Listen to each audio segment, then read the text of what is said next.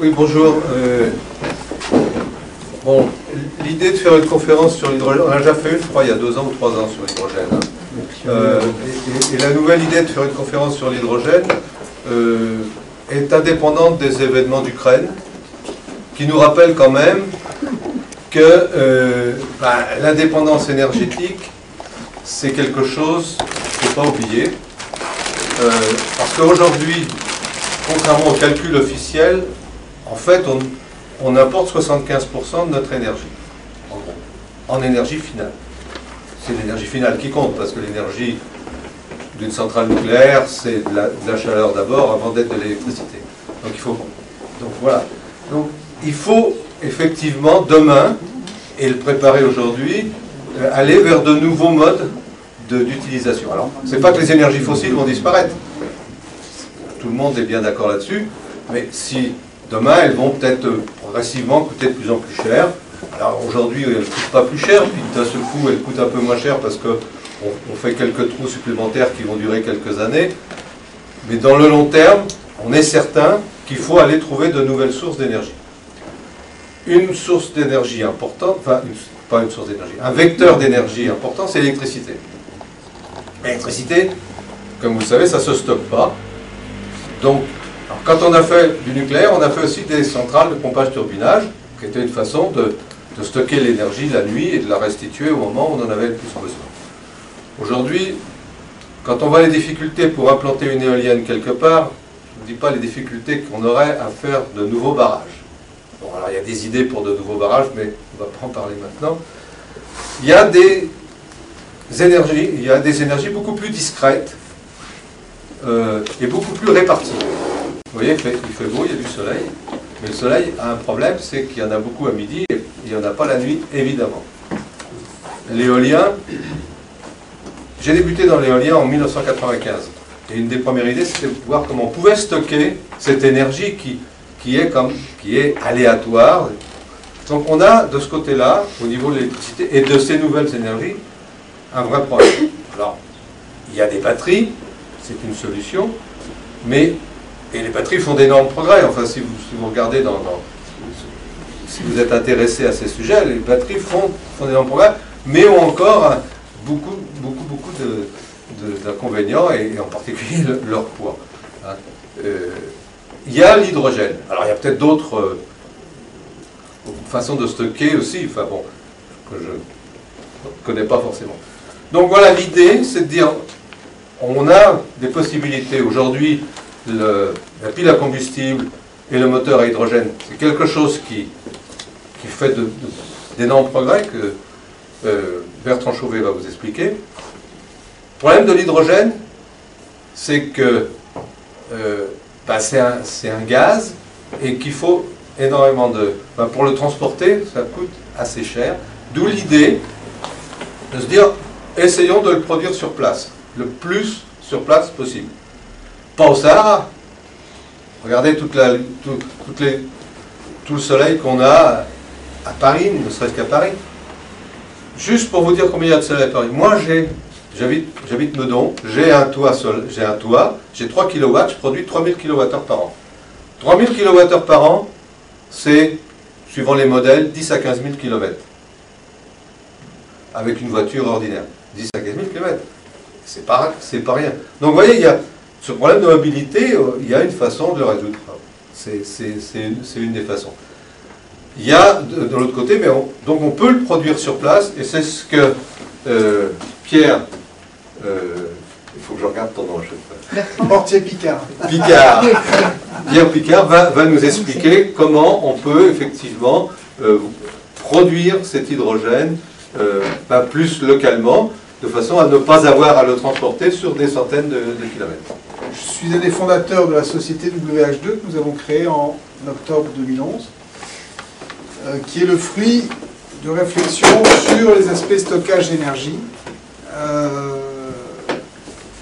qui représentent des enjeux en termes d'usage et en termes de stockage proprement dit. Donc, comme je suis un peu fainéant, je vous fais la présentation qu'on a fait il y a 2 jours à Nantes, lors d'un colloque assez universitaire et assez R&D sur un projet concret de production d'hydrogène vert, en sachant que notre réflexion est de dire, aujourd'hui, il y a à peu près 600 milliards de tonnes d'hydrogène qui sont produits chaque année, qui sont issus des hydrocarbures, et cet hydrogène ne génère pas moins que 3% de l'ensemble des émissions de CO2 sur la Terre.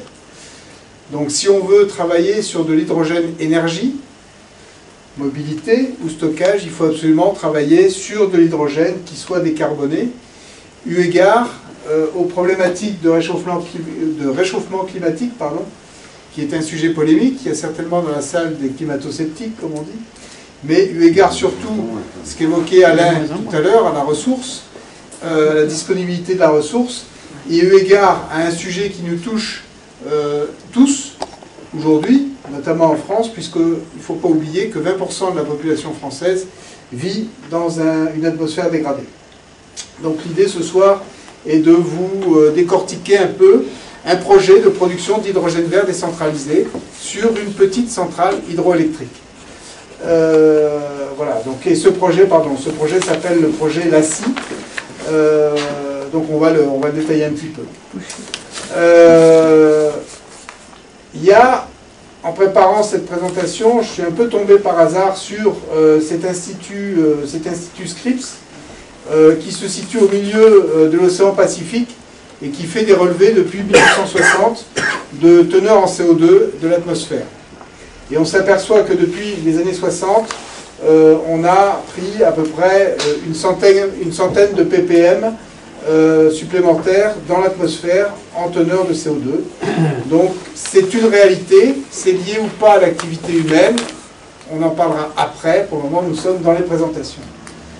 Une deuxième mesure qu'on peut juger comme alarmante, peut-être pas pour le réchauffement mais pour la santé publique, c'est que le mois d'avril a été depuis des années, voire des milliers d'années, d'après les historiques, le mois d'avril 2014 a été le premier mois complet avec une teneur supérieure à 400 ppm sur l'ensemble du mois. Il y avait des pics, il y a des moments de pic, il y a des jours de pic, mais c'est la première fois qu'un mois complet a cette teneur en CO2. Donc la ressource plus les problématiques de teneur en CO2 de notre atmosphère sont les deux points qui militent pour l'hydrogène vert.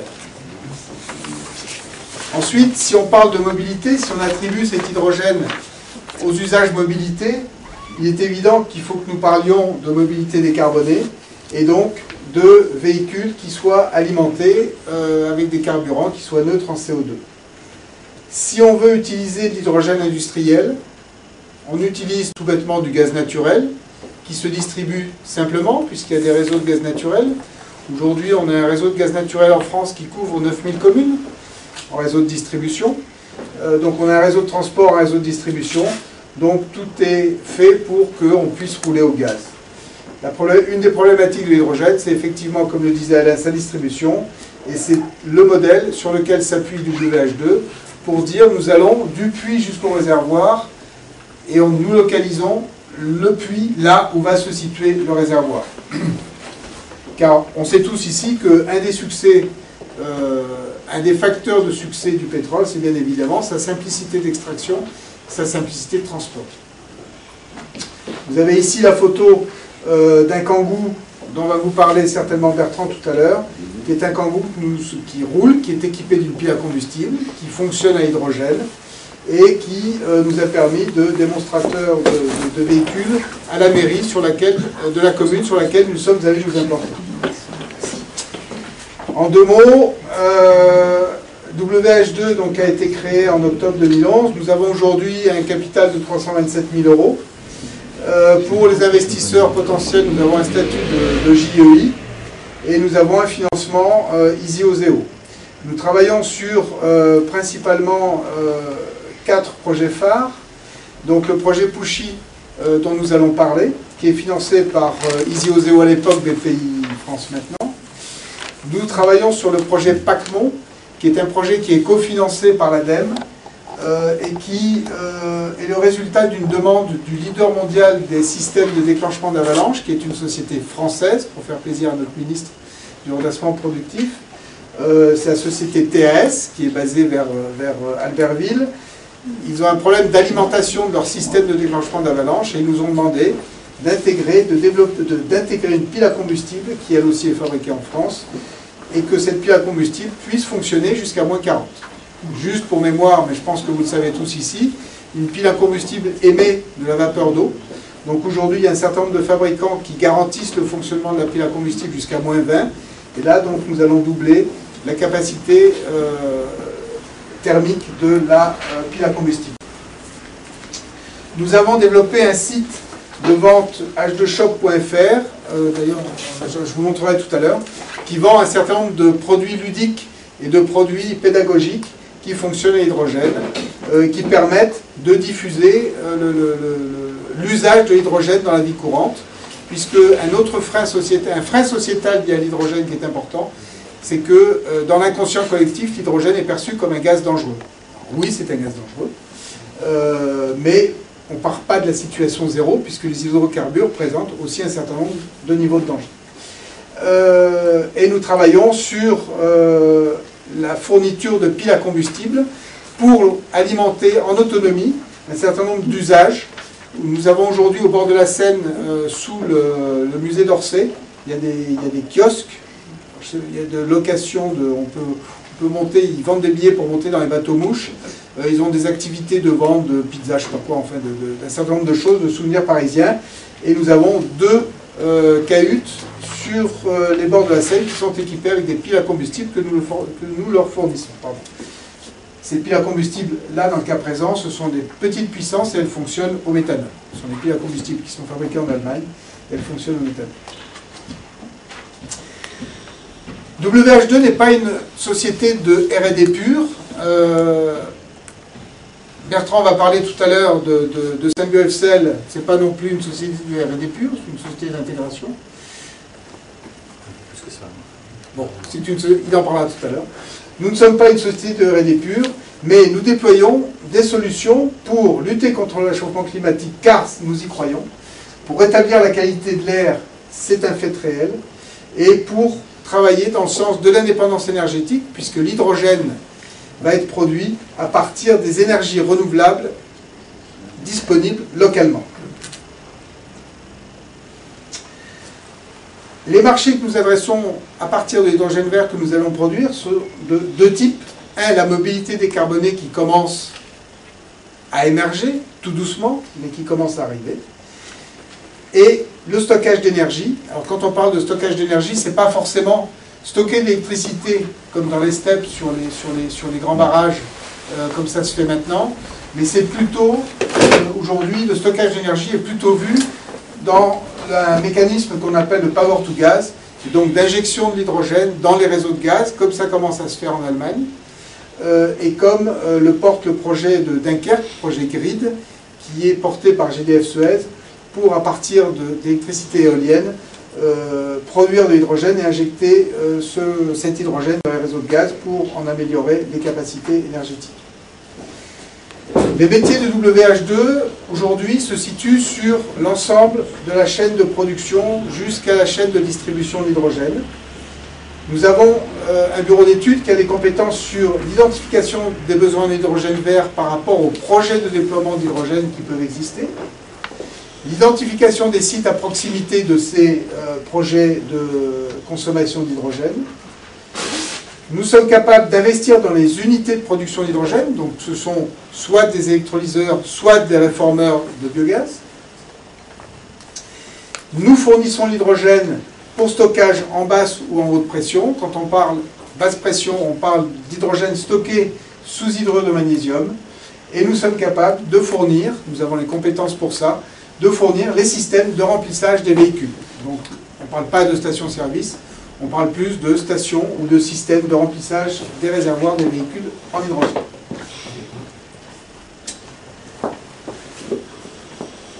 Le premier projet sur lequel nous avons travaillé, sur lequel nous nous sommes impliqués, est donc le projet Pushy, qui a pour objectif de montrer que l'on peut produire de l'hydrogène à partir d'énergies renouvelables et que cet hydrogène peut être stocké sur des hydrures de magnésium.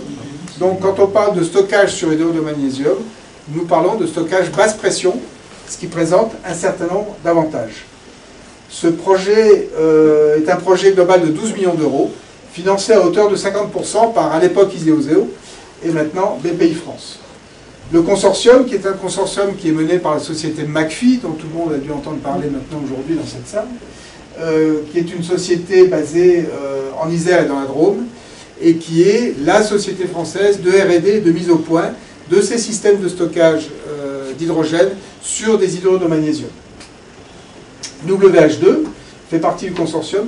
Le CEA Liten, parce que bien évidemment il faut un laboratoire dans ce type de projet, le CEA Liten apporte sa capacité de calcul pour mettre en place un système d'arbitrage pour savoir si l'électron électrique, nous l'injectons sur le réseau, ou si économiquement ou industriellement, nous avons intérêt à injecter cet électron électrique dans l'électrolyseur pour produire de l'hydrogène. L'INDE, en tant que gazier, fait partie du consortium, et Green Access, qui est une société dont je m'occupe aussi, qui travaille sur les énergies vertes, on va en parler tout à l'heure, est membre de ce consortium. Donc le projet Pushy compte deux démonstrateurs, aussi, ici, qui est un projet qui est maintenant opérationnel.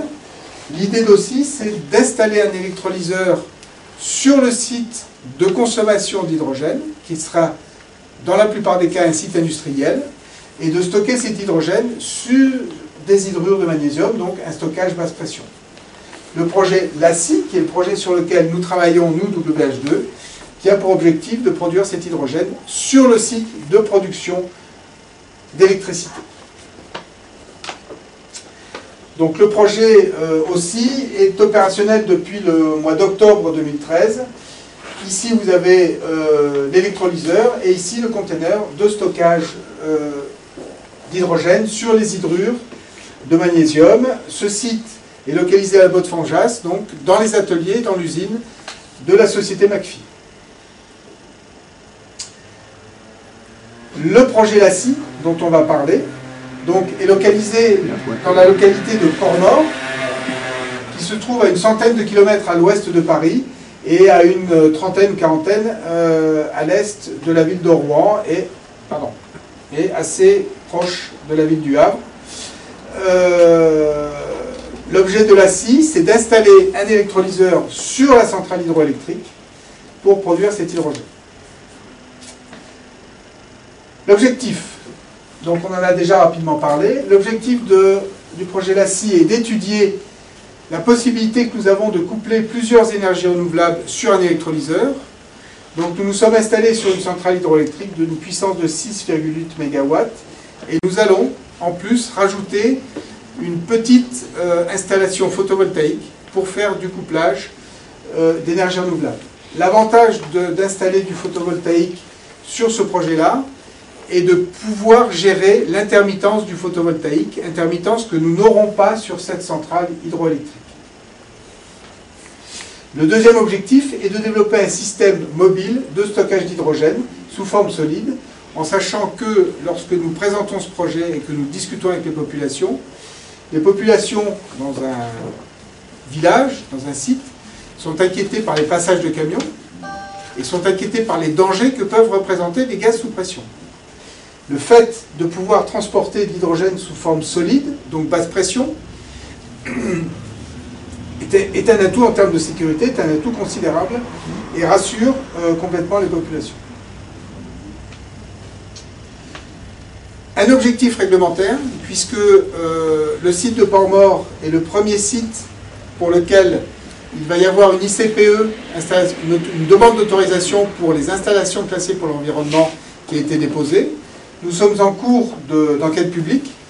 L'enquête publique a commencé le 28 avril pour se clôturer le 28 mai. Et nous allons en même temps créer une référence sociétale, puisque aujourd'hui, pour mémoire quand même, l'hydrogène qui est produit sur des sites industriels, qui sont déjà eux-mêmes ICPE ou qui sont Céveso dans un certain nombre de cas, alors que là, nous arrivons sur un site qui n'est pas un site public, qui est un petit site industriel, mais qui est une centrale hydroélectrique et qui se situe à proximité d'habitations. Donc sur le plan sociétal, c'est un point très important. Et le dernier point d'objectif qui est assigné à ce projet est la mise en place d'un système de garantie d'origine pour tracer ces électrons d'hydrogène vert qui vont être injectés dans un certain nombre d'usages. Je viendrai plus en détail sur les systèmes de garantie d'origine. Donc la centrale hydroélectrique de Port-Mort est une centrale de 6,4 MW. Donc pour mémoire ou pour information, on a dans notre inconscient les visions de grosses centrales hydroélectriques. Comme le disait tout à l'heure Alain, ces petites centrales qui sont classifiées qui sont réputées comme étant des petites centrales ou petites hydroélectricités au fil de l'eau, ce sont des centrales qui vont jusqu'à 10 à 12 MW de puissance. Donc on a affaire à des petites unités de production. Souvent, en montagne ou autre, on passe devant ou à côté d'une centrale et très fréquemment, on ne la voit pas si on n'est pas vraiment sur le cours d'eau. Donc comme je vous le disais tout à l'heure, on va adjoindre à cette production hydroélectrique un peu de production photovoltaïque. L'exportation donc de l'hydrogène se fera par camion. Et nous sommes sous une procédure ICPE, rubrique 1415, que certainement certains d'entre vous connaissent. Donc la procédure administrative dure entre 12 et 18 mois. Nous avons réalisé une étude d'impact, nous avons réalisé une étude de danger, et nous sommes en cours d'enquête publique, en sachant que l'ensemble des étapes administratives que nous avions à passer ont été passées, et l'administration reçoit avec un grand intérêt ce dossier de demande d'autorisation de production d'hydrogène. L'objectif est de produire fin 4e trimestre 2014 ou début janvier 2015. L'objectif est de produire nos premières molécules d'hydrogène vert. Le problème, c'est est-ce que nous aurons un recours à défendre ou pas. Réponse le 28 mai.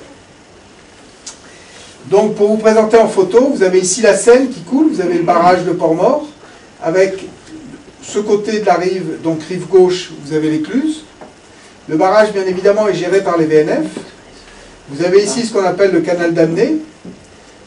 Les groupes de la centrale sont ici, donc il y a 4 groupes, pour une puissance totale de 6,8 MW.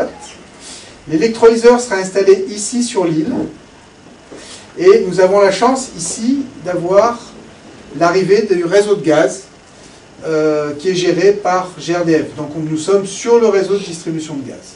Donc quand je parlais tout à l'heure de stockage d'énergie et de power to gas, nous voyons bien que le site de Port-Mort peut nous permettre soit de sortir de l'hydrogène par la route, on a le chemin de halage ici, on a la route qui monte ici ou une autre route qui retrouve la route nationale ici, et nous avons la possibilité de livrer cet hydrogène à l'intérieur du réseau de gaz pour faire du power to gas.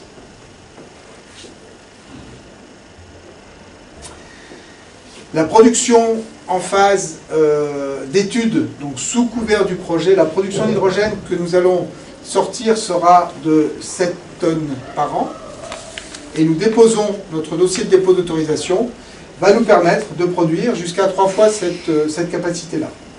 En sachant, Bertrand reviendra tout à l'heure, qu'en gros, avec 1 kg d'hydrogène, on peut parcourir 100 km dans un véhicule équipé d'une pile à combustible. Les innovations, donc, comme je vous le disais tout à l'heure, nous ne sommes pas une entreprise de R&D, mais les innovations que nous apportons au travers de ce projet-là sont plutôt des innovations d'ordre environnemental. Donc je le répète, transport de l'hydrogène par camion en basse pression, c'est une innovation. Aujourd'hui, tout l'hydrogène que nous voyons sur les routes est de l'hydrogène à minima à 200 bars, qui est transporté sur des camions dégaziers. Quand tu dis basse pression, ça fait quelle pression? C'est 8 bars à peu près.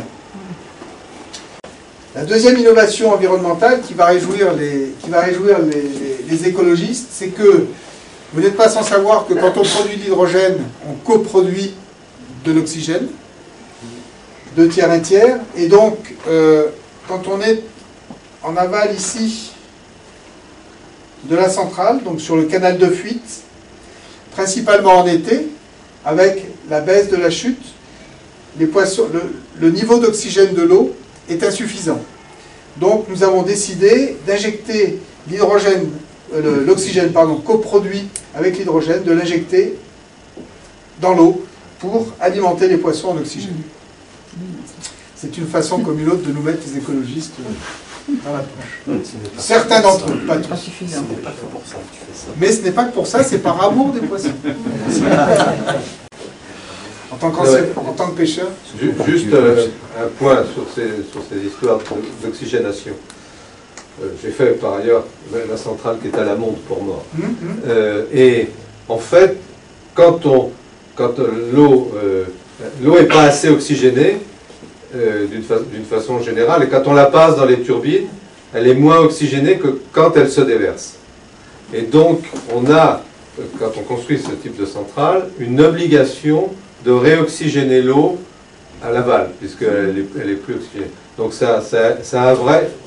C'est un vrai service. C'est un vrai service que... Effectivement, quand l'eau tombe, ça oxygène parce qu'il y a de l'oxygène qui rentre, mais quand elle est turbinée, l'oxygène est évacué par un effet cheminée, on va dire. Et donc il y a un niveau de perte d'oxygène dans l'eau.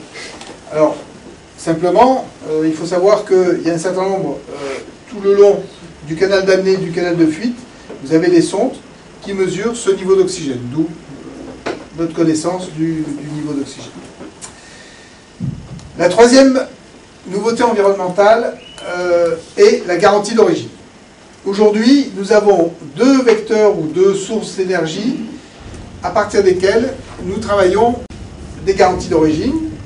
C'est l'électricité verte, dont je pense tout le monde a entendu parler ici, et le biogaz, qui sont deux vecteurs énergétiques qui bénéficient de garantie d'origine. En deux mots, pour les ingénieurs que vous êtes, la garantie d'origine est un outil immatériel qui a été mis en place par l'Europe et qui permet de tracer et de comptabiliser les volumes de ces vecteurs. Alors si on parle d'électricité, on parle en mégawattheures. Si on parle en biogaz, nous parlons aussi en mégawattheures. On est en train de travailler sur quelles mesures prenons-nous pour l'hydrogène. Mais si nous prenons l'exemple de l'électricité verte, on raisonne par mégawattheure et la garantie d'origine permet de tracer et de compter le nombre de mégawattheures qui sont injectés dans le réseau de distribution d'électricité. Donc, ce projet Pushy nous permet de mettre en place les premières garanties d'origine issues de l'hydrogène vert. Pour cela, nous avons monté forcément un groupe de travail. Donc, le maître d'ouvrage est l'ADEME. L'ADEME finance une partie des travaux qui sont menés dans ce cadre-là. Et la FIPAC, l'Association française de l'hydrogène et des piles à combustible, que vous êtes tous invités à rejoindre si vous êtes intéressés par ce sujet-là. Le maître d'œuvre est Alfea, une association qui travaille dans l'hydrogène et qui agit en bureau d'études.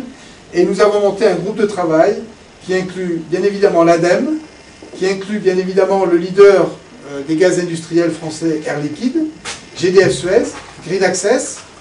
Green Access est le leader des garanties d'origine électricité verte en France, GRT Gaz et WH2. Donc au travers de ce groupe de travail, nous allons mettre en place un outil immatériel de suivi et de traçabilité des garanties d'origine.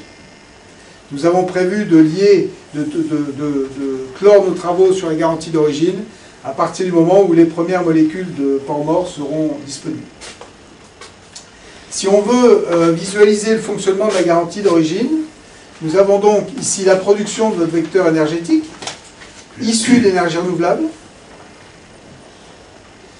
Nous avons en même temps, si on parle d'hydrogène, de l'hydrogène carboné qui est produit par l'industrie, qui va vers ses clients. Le mécanisme de garantie d'origine est tout simple. Vous avez un registre ici, qui est un registre qui est reconnu par l'État, par les États, au niveau européen. En France, si on parle du registre de l'électricité, il est tenu par Powernext. Sur le biogaz, il est tenu par GRDF. Et tout l'hydrogène qui va être issu des énergies renouvelables va pouvoir générer de la garantie d'origine, qui va être enregistré, les volumes de production d'hydrogène vont être enregistrés et consignés sur le registre. Et ces volumes pourront être commercialisés auprès d'un client qui peut-être va acheter de l'hydrogène carboné, mais qui voudra revendiquer que l'hydrogène qu'il consomme est neutre en CO2. Et à partir du moment où il y a suffisamment de volume de garantie d'origine verte sur le registre, le consommateur d'hydrogène carboné pourra faire appel à ce mécanisme de couverture de ses consommations d'hydrogène carboné en achetant de la garantie d'origine pour décarboner l'hydrogène qu'il consomme. Nous parlions tout à l'heure de la problématique sociétale liée à l'hydrogène. Nous avons constaté que ce premier projet qui nous a permis de rencontrer un certain nombre d'autorités, un certain nombre d'interlocuteurs, quand on a affaire à des gens qui sont informés sur l'hydrogène, ces gens-là sont complètement partisans du projet. Quand on a affaire à des gens moins bien informés, à des gens qui se disent militants pour la ruralité, contre un certain nombre de choses, c'est vrai qu'il peut y avoir des réticences. Donc, au niveau, si on veut résumer ce qui se passe sur l'acceptation d'un projet de production comme nous portons sur Port-Mort, les autorités sont favorables, les riverains professionnels sont favorables, puisque la centrale est située sur une concession des VNF, et les VNF voient tout à fait l'intérêt qu'ils ont à ce qu'il y ait d'hydrogène vert qui soit produit sur leur grille. Ils voient en ligne de mire que la mobilité navigante sera un jour ou l'autre intéressée par cet hydrogène. Pardon ? On se posait la question des VNF. Voie navigable de France. Pardon, Voie navigable de France. Voilà. Oui, excusez-moi, mais ils sont tellement connus que... Oui, non, sur les voies navigables de France. On est lignards, hein. Non. Oui, les voies navigables de France, donc qui ont la haute main sur toutes les rivières, les berges, les barrages, sont eux qui gèrent les barrages, sont eux qui gèrent un certain nombre de choses. C'est un État dans l'État. Il y a peut-être des membres des VNF dans la salle. Mais bon, c'est comme ça, c'est comme les eaux et forêts. Il y a des États dans les États. Et par contre, ce projet est vu d'un très bon œil de la part des VNF. Et donc, on voit bien que les résistances sont domestiques, mais les résistances ne sont ni industrielles ni institutionnelles. En termes de bilan intermédiaire, rapidement, donc on s'aperçoit que trouver un site de production d'énergie renouvelable capable de recevoir un électrolyseur et tout ce qui va avec, c'est pas simple. Globalement, si vous voulez, on a commencé, étant basé à Lyon, on a commencé à travailler dans les Alpes, et très rapidement, on s'est aperçu que les Alpes présentaient un certain nombre de problèmes. Il y a des risques naturels, il y a des risques d'avalanche. Et de fait, du coup, on est allé sur Port-Mort, qui se localise, comme vous l'avez vu, sur une zone industrielle forte et qui ne porte qu'un seul risque, qui est le risque d'inondation. Mais nous avons été obligés d'étudier 10 sites au préalable avant d'élire ce site de Port-Mort. Il nous reste un problème en dehors de la consultation publique. Il nous reste un problème sur ce projet de Port-Mort, c'est de commercialiser cet hydrogène vert. Donc je fais appel au peuple, s'il y a des industriels ou s'il y a des gens qui projettent d'acheter des véhicules à hydrogène, vous aurez 7 tonnes d'hydrogène vert à acheter, hydrogène neutre en CO2. Donc on discute avec des acheteurs potentiels, mais c'est pas très simple. C'est un produit nouveau en quelque sorte. En 2 mots, simplement pour les gens qui connaissent mal l'hydrogène, un institut universitaire américain à Miami a fait des tests et a filmé, là pour le coup, il y a un film aussi, a filmé ce qui se passait en cas d'incendie d'un véhicule hydrogène et d'un véhicule équipé d'un réservoir essence. Et voilà ce qui se passe. Donc c'est une vidéo qui a été découpée. Ce qui se passe en fait, c'est qu'on a on a une espèce de flamme verticale qui va durer une centaine de secondes environ. La température moyenne du véhicule va s'élever aux alentours de 26 degrés à cet endroit-là. À 120 secondes, c'est fini, il n'y a plus rien. Et là, on est dans un cas où il n'y a pas de valve de sécurité, qui est le tour fermé. Oui, c'est vraiment on met le feu. Et à la fin, le véhicule est intact. Évidemment, si vous mettez le feu à un réservoir d'essence, le véhicule ne banlieue reste 2000. plus rien du tout. C'est banlieue 2000.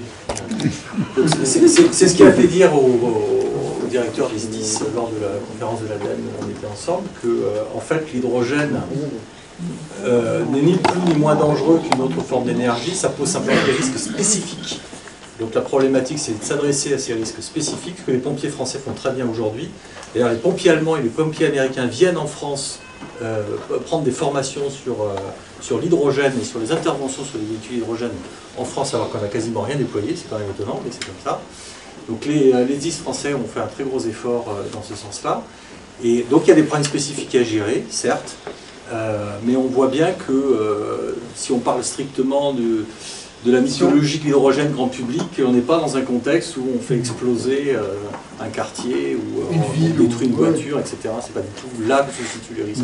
C'est sous forme de gaz, là, je suppose. Sous forme de gaz. C'est l'hydrogène pur qui vole. Oui, C'est l'hydrogène sous pression. Sous pression. À 700 bars. 700 bars. Mais il faut ajouter qu'aux places arrière, la température n'a jamais dépassé 45 degrés. Ce qui est la température dans une voiture au soleil, hein, quand même. Non, il faut bien voir que l'hydrogène est extrêmement volatile. Ouais, donc on le voit. ça. Et les dangers que l'on suppose de l'hydrogène, c'est un peu dans la.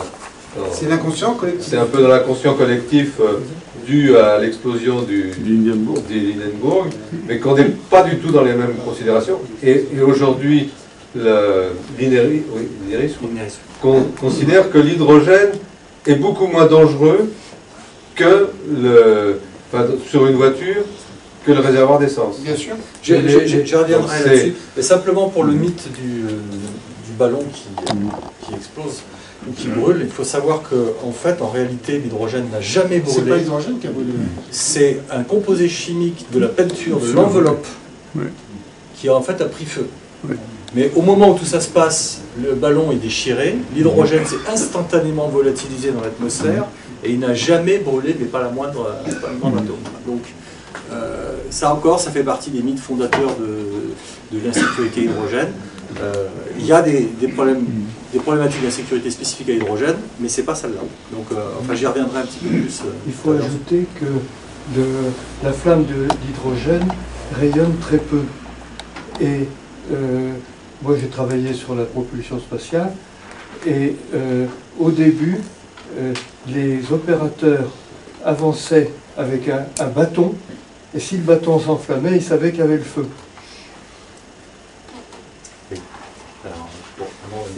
Voilà, et dernier point. Dernier point, je pense qu'il va faire débat après, c'est que il faut aussi rétablir les choses. C'est qu'aujourd'hui, quand on parcourt 1 km avec un hydrocarbure, ça coûte 16 centimes, enfin 14 en réalité, 2016, mais c'est 14, ça coûte 14 centimes à la collectivité. Je vous laisse méditer le chiffre, on en reparlera tout à l'heure. Je vous dirai d'où il vient. Je m'appelle Bertrand Chevret, je suis le directeur marketing de Symbio-FCell. Symbio-FCell, c'est donc une entreprise qui est relativement jeune. Ça a été créé en 2010, en avril 2010. Aujourd'hui, c'est une entreprise un petit peu incontournable sur le marché de la mobilité, au point d'ailleurs que Michelin vient de décider d'entrer au capital de Symbio-FCell lors de la toute dernière levée de fonds. Donc nous avons un actionnaire minoritaire mais très fortement engagé qui s'appelle Michelin, qui est une entreprise très intéressante. C'est une entreprise qui a travaillé dans la pile à combustible pendant près de 10 ans dans leur laboratoire et leur centre de recherche à Fribourg en Suisse qui s'appelle MRT, et qui a notamment immatriculé le premier véhicule hydrogène en France qui a été développé conjointement avec Femmes Automobiles et qui s'appelle la F-City. Alors, moi je vais beaucoup vous parler de mobilité, mais avant ça, pour rebondir en fait directement sur ce que nous a dit Pierre, il y avait quelque chose qui m'interpellait, c'est que chaque fois que je parlais d'hydrogène, comme ça, les gens me disaient oui, mais de toute façon, en France, on n'a aucun intérêt, on gagne beaucoup d'argent avec les taxes sur le pétrole, la fameuse TIPP.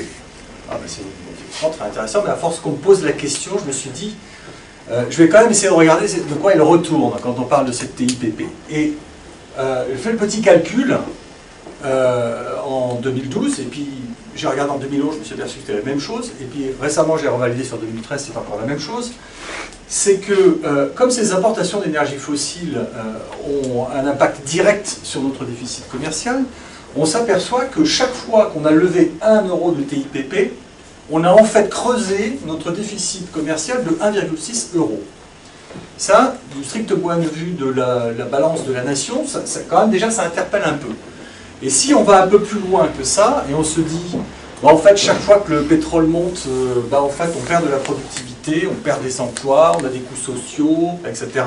Puis on commence à compter les coûts de la santé.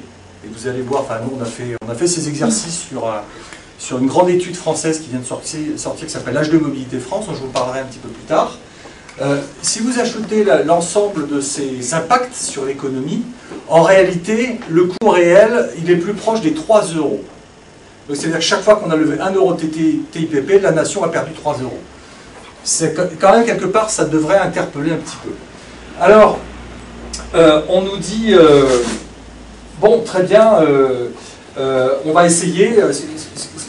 Ce qui est intéressant dans ce petit schéma-là, c'est pas les chiffres. Ce qui est intéressant, c'est de voir qu'en fait, entre les différents types d'énergie, on a des phénomènes de substitution. C'est-à-dire qu'en fonction du coût de l'énergie ou de la production, nous avons différents types d'énergie pour l'ensemble des applications énergétiques que nous utilisons.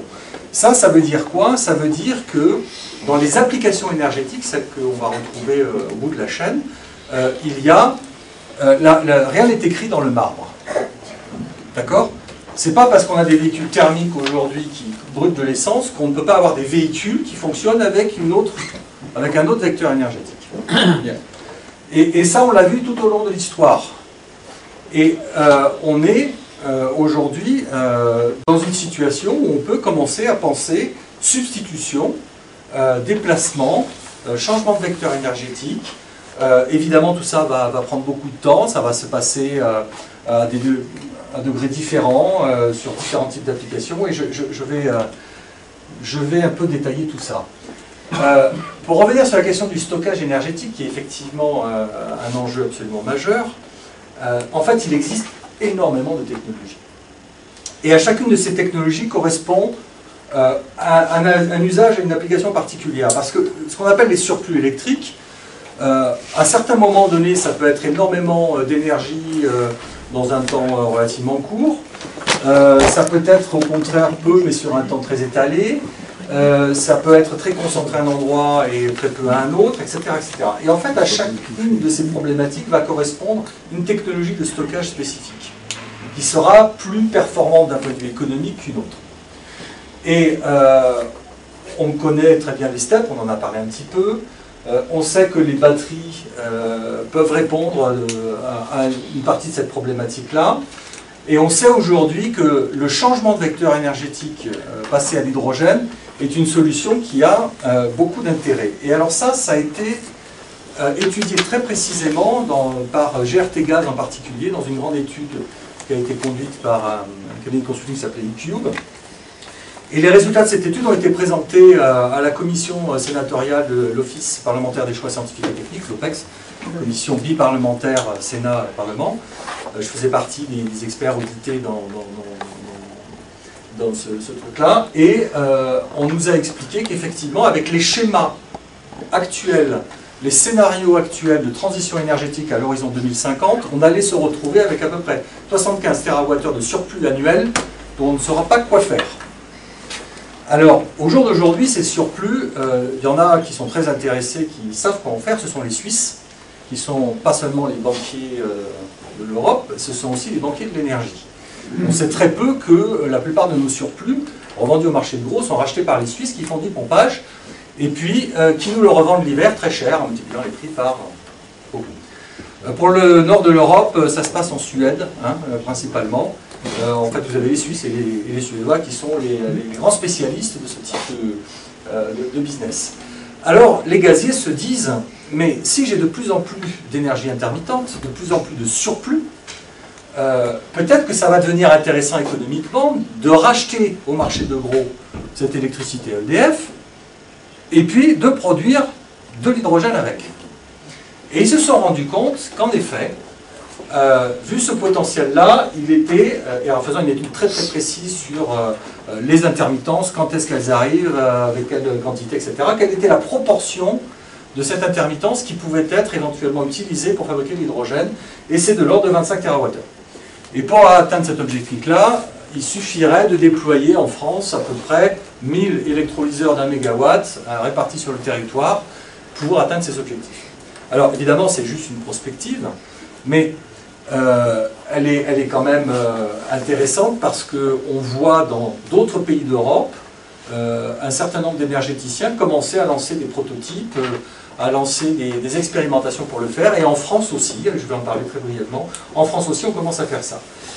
Donc ça c'est aussi intéressant parce que quand vous avez des grands noms comme GDF Suez qui commencent à lancer des opérations comme Grid dans le nord de la France, il s'agit de faire ça, et bien d'un seul coup vous avez les décideurs politiques, qu'ils soient locaux, territoriaux ou nationaux, qui se disent « Ah ouais, mais l'hydrogène, c'est peut-être intéressant, il y a peut-être quelque chose à regarder de ce côté-là ». Ça a amené un éclairage tout à fait soudain, assez inespéré, je dois dire, pour ceux qui sont dans le monde des applications, sur l'intérêt économique de l'hydrogène dans la transition énergétique. Parce que ce qui est très intéressant avec l'hydrogène, c'est qu'en fait, c'est une espèce de boîte à outils. Alors moi j'ai une analogie que j'utilise souvent, parce que je viens des télécommunications à l'origine, et de l'IP en particulier. Et l'IP, ce protocole-là, c'est pas forcément le meilleur protocole possible pour toutes les applications. Pour faire de la voix en réel, par exemple, en ATM, on avait d'autres solutions, etc. Par contre, c'est un vecteur assez universel, assez versatile, assez flexible, et qui, globalement, permet de répondre à l'ensemble des situations. Sans être ultra performant dans certaines, en étant plus performant dans d'autres, mais au bout du compte, comme c'est un langage commun, réduction majeure des coûts, et vous avez un système qui s'impose. Eh bien, moi je pense que l'hydrogène est à l'énergie ce que l'IP est au télécom. Et c'est peut-être un peu présomptueux de le dire aujourd'hui, mais réfléchissez-y et on en reparlera dans 30 ou 40 ans. On sera plus là. Allons donc. Je voulais vous Alors, demander- ces expérimentations de Power to Gas, il y en a beaucoup qui sont en cours, un peu partout, beaucoup en Allemagne évidemment. En France, ça a démarré, on commence. Il y a plusieurs projets de ce type-là. Alors, évidemment, ce qu'on fait de l'hydrogène, ça dépend des cas. Hein. L'hydrogène, une fois qu'il est produit et stocké, il peut être stocké de façon tampon, notamment dans les îlots de magnésium, c'est exactement ce que nous a expliqué Pierre, ou bien directement injecté dans les réseaux de gaz et mélangé dans les réseaux de gaz existants. Ce qui n'est pas très différent de ce qu'on faisait avec le gaz de ville au début du siècle dernier, n'est-ce pas? S'il vous plaît, quel est l'optimum de la proportion d'hydrogène dans le gaz? Alors, optimum. Ils ont fait des études là-dessus. 17 gaziers européens ont travaillé sur ces questions-là, ils ont fait des expérimentations. On sait qu'en France, on saurait aller jusqu'à 20%. Okay, mais l'ensemble des gaziers, parce que tous ils pensent en fait à s'échanger du gaz, hein, tout ça c'est un business, hein, ils se mettent d'accord en moyenne en Europe sur 5%. Si tous les gaziers en Europe font à peu près 5% dans leur réseau de gaz, ils seront capables de faire des hubs énergétiques dans lesquels ils seront capables de s'échanger, je t'en achète tant, tu m'en donnes tant, je t'en achète tant, etc. Voilà. Donc aujourd'hui, les objectifs c'est à peu près 5%, mais sachant que la limite qui a été étudiée notamment par GDF Suez est de l'ordre de 20%. En Angleterre, en Allemagne, c'était 17%. Tout ça, ça dépend beaucoup de la qualité des réseaux, hein, bien sûr. C'est en volume ou en masse? Non, parce qu'évidemment, en masse, tu vas tomber plus bas. Oui, d'accord. En volume, je te parle en volume. Hein. Sachant qu'avant, à Paris, il y avait entre 50 et 60% d'hydrogène dans le réseau de gaz, de ville. Et que ce qui pose problème sont les équipements industriels. Hein. Enfin, les équipements réseau, équipements industriels. Mais le gaz de ville en lui-même, il peut absorber. Voilà. Alors, en plus, ça les intéresse parce que ça améliore la combustion. Justement, donc, c'est aussi intéressant pour les équipements terminaux. Et puis, bon, ces gaziers-là aussi, ils ont une espèce de lubie qui est de dire, peut-être qu'on pourrait brûler tout ça dans une voiture en faisant un gaz de synthèse. Alors, ça va s'appeler Itan chez GDF Suez, par exemple. Et il y a un constructeur qui s'appelle Audi qui fait une expérimentation qui s'appelle la Gétron, dont le but est effectivement de brûler ça dans un moteur thermique. Personnellement, je trouve que le bilan CO2 est un peu contestable, mais on nous explique que en récupérant le carbone et en faisant ci, en montant des grosses usines à gaz, et hein, pour le coup c'est le cas de le dire, le bilan sera super bon. Bon. L'ensemble des constructeurs automobiles dans le monde qui investissent vraiment sur la notion d'hydrogène les Japonais en particulier, les Américains et Daimler, pour eux, ça, c'est pas une solution. La solution, c'est la pile à combustible et l'hydrogène. Et je vais maintenant un petit peu aller un peu plus sur ce détail-là. Très rapidement, on ne l'a pas mentionné, mais il y a une plateforme qui existe aujourd'hui, qui fait du service réseau, qui s'appelle MIRT, en Corse. Donc là, effectivement, on est dans un domaine insulaire. Les problématiques d'approvisionnement énergétique sont plus compliquées que sur le continent. Mais c'est une très très belle opération parce que ça valide vraiment ce concept. C'est vraiment un partenariat entre ERDF et l'Université de Corse qui a déployé ça. Ils fabriquent de l'hydrogène à partir du photovoltaïque. ERDF leur dit la veille, j'ai besoin de tant que vous me réinjectiez tant d'électricité dans le réseau demain ou après-demain pour telle ou telle raison, etc. Et ils regardent comment ça se passe. Et ça se passe très bien. Ça se passe très très bien. Donc là, vous avez du stockage, alors sous pression pour le moment, mais on va passer au stockage solide avec McPhy bientôt. Vous avez, c'est Arel-Rissou qui fait les électrolyseurs, il me semble, et vous avez des piles à combustible qui vont reverser dans le réseau, en refabriquant de l'électricité. Bien. Je ne vais pas vous faire l'injure de vous expliquer la pile à combustible, mais simplement rappeler quelque chose d'assez intéressant dans cette histoire, c'est que finalement, on a un cycle assez vertueux qui peut se construire, parce que d'un côté, j'ai besoin de l'hydrogène, je fais de l'électrolyse, j'en fabrique, et en plus de ça, je vais avoir des coproduits que je peux réutiliser. Et puis dans l'autre sens, quand on refait le processus inverse avec une pile à combustible, on a là aussi des phénomènes de coproduction qui peuvent être exploités de façon très intéressante. Par exemple, au Japon, tous les mois, Panasonic vend un peu plus de 5000 systèmes stationnaires de cogénération domestique qui produisent de l'électricité, de l'eau et de la chaleur pour les bâtiments. Ils en sont à près de 50 000 déployés aujourd'hui au Japon. C'est absolument énorme. Donc, ils ne nous attendent pas, hein, les Japonais, ils foncent hein, sur le sujet. Ils avancent, et puis ils avancent en plus avec les gaziers qui ont vu une excellente opportunité de capturer du marché qui existait auparavant pour l'électricien et le nucléaire. Donc, c'est un cercle vertueux qu'il faut garder à l'esprit. C'est aussi valable, par exemple, dans une voiture, puisque dans une voiture électrique, et une voiture à hydrogène est une voiture électrique, puisque c'est un moteur électrique, et on fabrique l'électricité à bord, on n'a pas le souci du chauffage, par exemple. Puisqu'on fabrique de la chaleur aussi, on va utiliser cette chaleur pour chauffer le véhicule. Or, le chauffage sur un véhicule électrique à batterie, si vous le mettez en route, c'est à peu près un quart de la batterie que vous allez manger. D'accord ? Et évidemment, en plus, quand il fait froid, la performance des batteries baisse, de façon très significative, hein, pas de 30% si vraiment il fait froid. Et donc c'est comme ça qu'entre la fiche constructeur qui vous dit vous faites 160 km et la réalité dans les Alpes en plein hiver en montant une côte, elle est de 40 à 50 km, vous avez un facteur d'imprédictibilité d'usage. Et le consommateur déteste ce qui est imprédictible.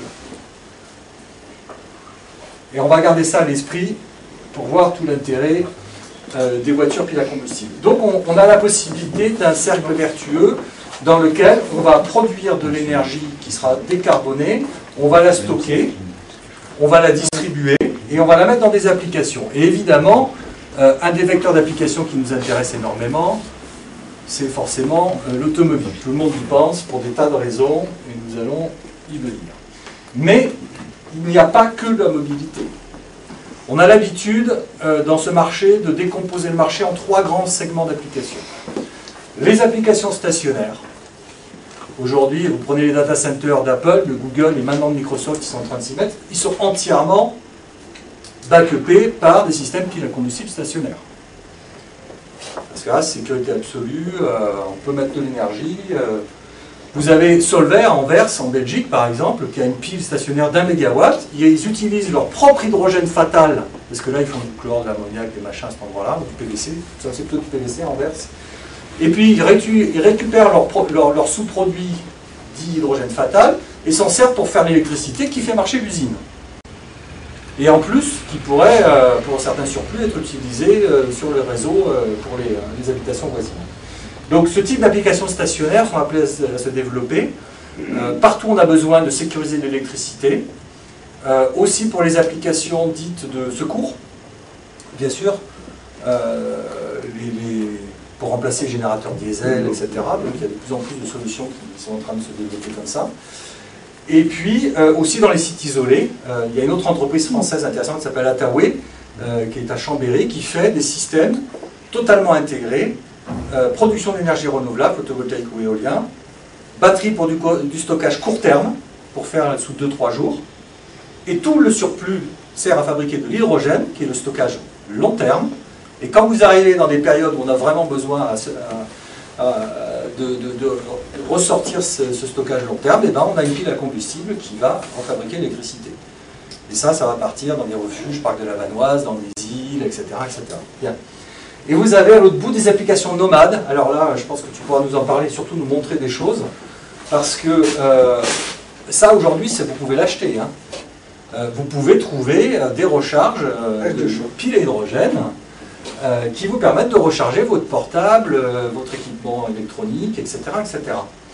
Et certains grands équipementiers ou fabricants, genre BIC par exemple, s'apprêtent à en inonder le marché, et leurs ambitions c'est d'en mettre des millions. Hein. Donc vous avez des tas de possibilités aussi pour ce qu'on appelle le nomadisme. Et au milieu, la mobilité, alors ça c'est plus mon sujet, je vais essayer d'aborder un peu en détail. Alors, notre vision de la mobilité, de l'évolution des plateformes, elle est que, en fait, on va trouver deux roadmaps séparés. On sépare très bien, et vous allez vite comprendre pourquoi, les applications grand public des applications professionnelles. Les applications professionnelles ont des cycles d'usage complètement différents des applications domestiques. Dans le monde des applications domestiques, notamment dans les environnements urbains, on sait qu'on sera capable de répondre à la plupart des problématiques des usagers avec des véhicules, par exemple électriques à batterie, des véhicules hybrides, tout ça va coexister pendant un certain temps. Dans le monde professionnel, en particulier de la livraison, alors là on a un contexte très très différent que je vais vraiment détailler parce que il y a aujourd'hui des contraintes de plus en plus fortes sur les livreurs, sur les véhicules professionnels d'une manière générale et les véhicules commerciaux qui représentent quand même 40% des immatriculations françaises tous les ans. C'est quand même beaucoup. Et ces véhicules-là ont de plus en plus interdiction d'accès centre-ville. On n'a pas envie de les avoir parce qu'en plus ils font du bruit. On va chercher à décarboner les zones urbaines et à réguler de plus en plus l'accès aux véhicules de transport et de livraison dans les villes. Et alors là c'est le grand cafarnaum parce qu'il n'y a pas de réglementation générale ni européenne ni quoi que ce soit. Chacun fait sa petite sauce, chaque ville même a ses propres recettes et une certaine autonomie là-dedans, mais il y a quand même une tendance qui est très forte. C'est des choses qu'ont très très bien compris la Poste, par exemple, puisqu'ils savent que à terme, pour que les marchés soient captifs pour les transporteurs, il faudra être capable de faire de la livraison zéro émission. Et puis, vous allez voir aussi que comme les cycles d'usage sont différents, l'impact économique et la façon de calculer la rentabilité d'un de ces équipements va être différente. Parce que là, on va parler coût total de possession. Moi, j'ai une flotte de véhicules, je l'amortis sur 5 ans, j'ai tant de coûts de maintenance, j'ai tant de coûts d'intervention de ceci, j'ai tant de coûts de carburant, j'ai tant de coûts d'assurance, etc., etc. Et tous ces éléments rentrent en compte dans le calcul du coût total de possession. Le grand public, en général, il ne fait pas un tableur Excel pour se dire est-ce que je vais acheter ça parce que je vais gagner 3 centimes à tel endroit. Ces motivations sont quand même légèrement différentes. Bien. On a donc deux roadmaps très différents et on voit en gros une tendance qui est que pour des véhicules très petits, les batteries sont une solution pertinente, mais qui trouve assez vite ses limites. Dans tous les véhicules intermédiaires, dits véhicules utilitaires légers, on a un très très gros potentiel d'hybridation de véhicules électriques batteries avec des piles à combustible qui vont amener de l'autonomie supplémentaire. Et ça, je vais détailler ça après. Quand on est sur des véhicules plus lourds, de toute façon, la batterie, ça ne le fait pas.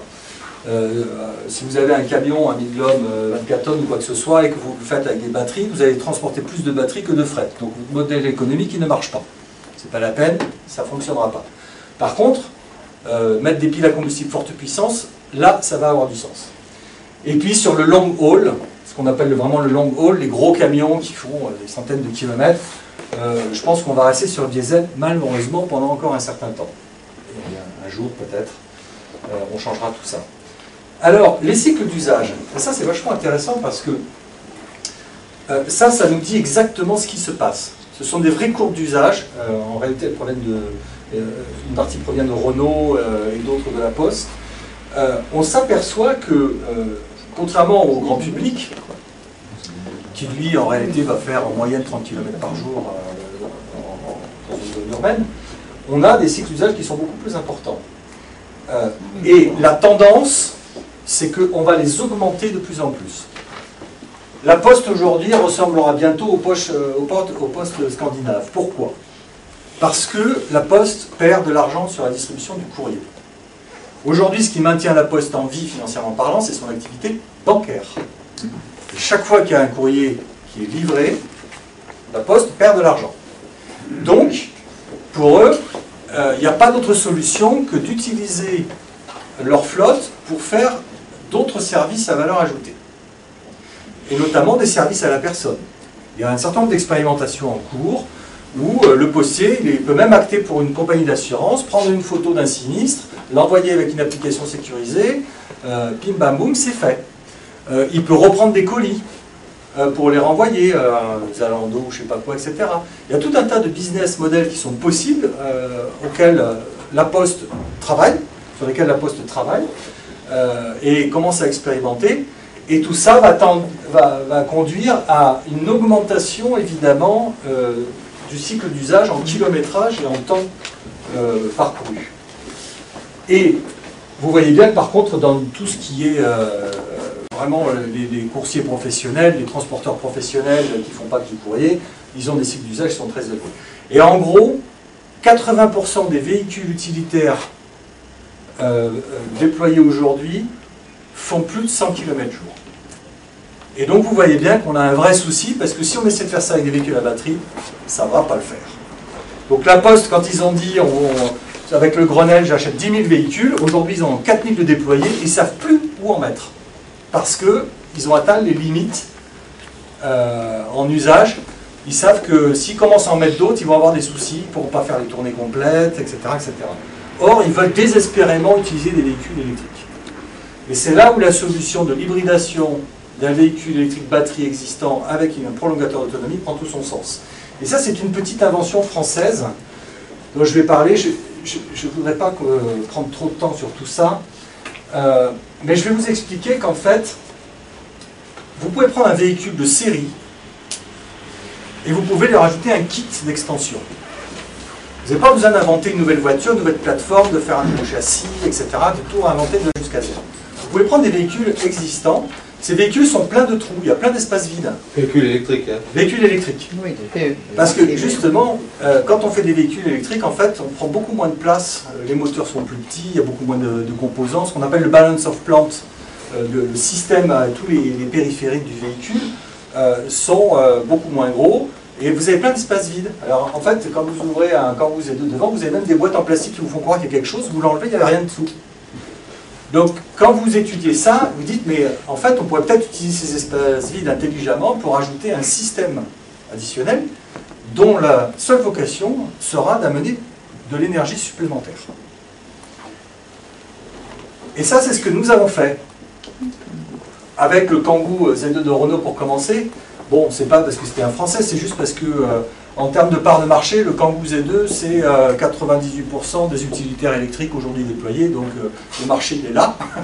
On est des gens très pragmatiques, hein, il faut quand même qu'on gagne notre croûte.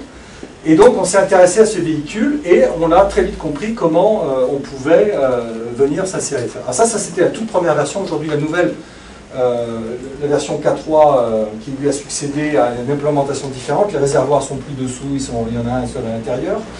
Et c'est un véhicule qui est immatriculé en France aujourd'hui depuis le mois d'avril. Donc on peut rouler avec un Kangoo hydrogène aujourd'hui en France. Et eux, ça les a beaucoup intéressés, évidemment. Donc on a commencé les expérimentations avec la Poste, dans l'Est en particulier, parce qu'ils avaient des contraintes justement, ils voulaient tester les véhicules dans les contraintes difficiles. Il fallait qu'il fasse froid, il fallait que ça monte, il fallait que... Bon, moi je ne sais pas parce que je vis dans le sud-ouest que je dis ça, mais disons que là-bas dans le Jura, là où ils font le déploiement, ils ont des contraintes qui sont difficiles, donc c'était un bon terrain d'expérimentation. Bien. Et c'est un modèle qui intéresse tout le monde en fait. Aujourd'hui, rien que sur le premier programme qu'on met en œuvre sur la région Rhône-Alpes d'ici la fin de l'année, on a 26 entreprises et collectivités qui sont déclarées pour une cinquantaine de véhicules. En France, on va se retrouver avec la flotte de véhicules hydrogène la plus importante en Europe, alors qu'on part de zéro. Alors que les Allemands, ça fait déjà 5 ans qu'ils sont dessus, que les Anglais ont pris de l'avance, etc. Ils ont tous fait de grands plans, ils ont tous pensé à faire de l'infrastructure, mais ils n'ont pas de véhicule. C'est un peu idiot quand même. Nous, on a fait un truc très bête. Alors, j'avoue que c'est pas très glamour. Hein. C'est pas une Mercedes classe B, c'est pas un gros SUV, machin, etc. Mais en fait, ça rend des services réels. La Poste, il nous explique que quand ils calculent le coût total de possession, ils sont prêts à acheter le véhicule 2 fois plus cher que le véhicule diesel, ils gagneront toujours de l'argent. Pour des tas de raisons. D'abord parce que les facteurs, une fois qu'ils sont montés dans un véhicule électrique, ils l'adorent. Ils le bichonnent, ils l'abîment pas, ils le lustrent eux-mêmes, ils s'en occupent, c'est leur bébé, ils ne veulent plus monter dans un autre véhicule derrière. De toute façon, quand vous avez conduit un véhicule électrique, vous n'avez franchement plus vraiment envie de monter dans un véhicule diesel derrière. Et en plus de ça, évidemment, le mix énergétique est extrêmement intéressant là-dedans, puisqu'on est compétitif avec le diesel déjà, rien que sur cette partie-là. Parce qu'en fait, vous avez à peu près 2 € pour 22 kWh de batterie, vous rajoutez 17 € à peu près sur la partie hydrogène, et vous avez un véhicule là, qui, quand vous faites de la livraison urbaine en diesel, consomme 11,5 litres. Ça, c'est la moyenne réelle de la Poste en ville. C'est pas 5 litres au 100, c'est 11,5 litres. D'accord? Donc vous voyez bien que dans ces cycles d'usage professionnel, on a quelque chose d'extrêmement pertinent tout de suite, avec un véhicule qui n'est même pas produit en série, et évidemment sur lequel on a des perspectives de réduction de coûts très importantes à partir du moment où on rentrera en mode d'industrialisation, ce qui est effectivement notre objectif. Mais on ne fait pas que de la petite puissance ou des prolongateurs d'autonomie, on peut aussi s'intéresser à des systèmes de très forte puissance. Alors là, j'ai sauté vraiment du coq à l'âne sur une application complètement différente pour bien illustrer tout le spectre qu'on peut aborder. C'est un projet extrêmement concret, on a fini la première phase d'étude. Cette première phase d'étude est en train de servir de référence pour toute la communauté européenne pour l'homologation des véhicules fluviaux. Il s'agit de remplacer les bateaux-mouches existants qui sentent bon le pétrole et qui sont bruyants par un véhicule, un bateau complètement mu par des piles à combustible, hydrogène. 1000 passagers assis, c'est quand même pas rien. Ça transporte chaque année 2,5 millions de clients. Tout ça, ça fait 500 kW à faire, hein, avec 3 moteurs électriques. On embarque 180 kg de H2. Alors ce qui est bien dans les bateaux, c'est qu'on a vraiment la place hein, pour mettre de l'hydrogène. Il n'y a pas besoin de mettre des réservoirs à 700 bars. 200 bars, ça marche très bien. Vous avez tout la place qu'il faut, ça c'est pas un souci.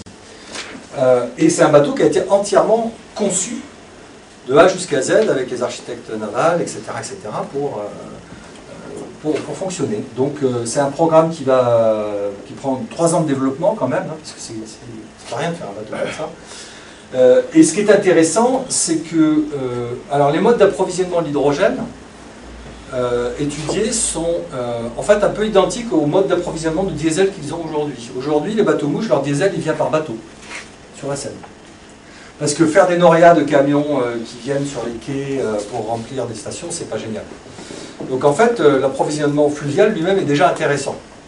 On peut évidemment, et d'ailleurs on y travaille avec certains, penser à des barges qui seront capables, qui seront mues par des piles d'hydrogène et qui seront capables d'amener cet hydrogène aussi.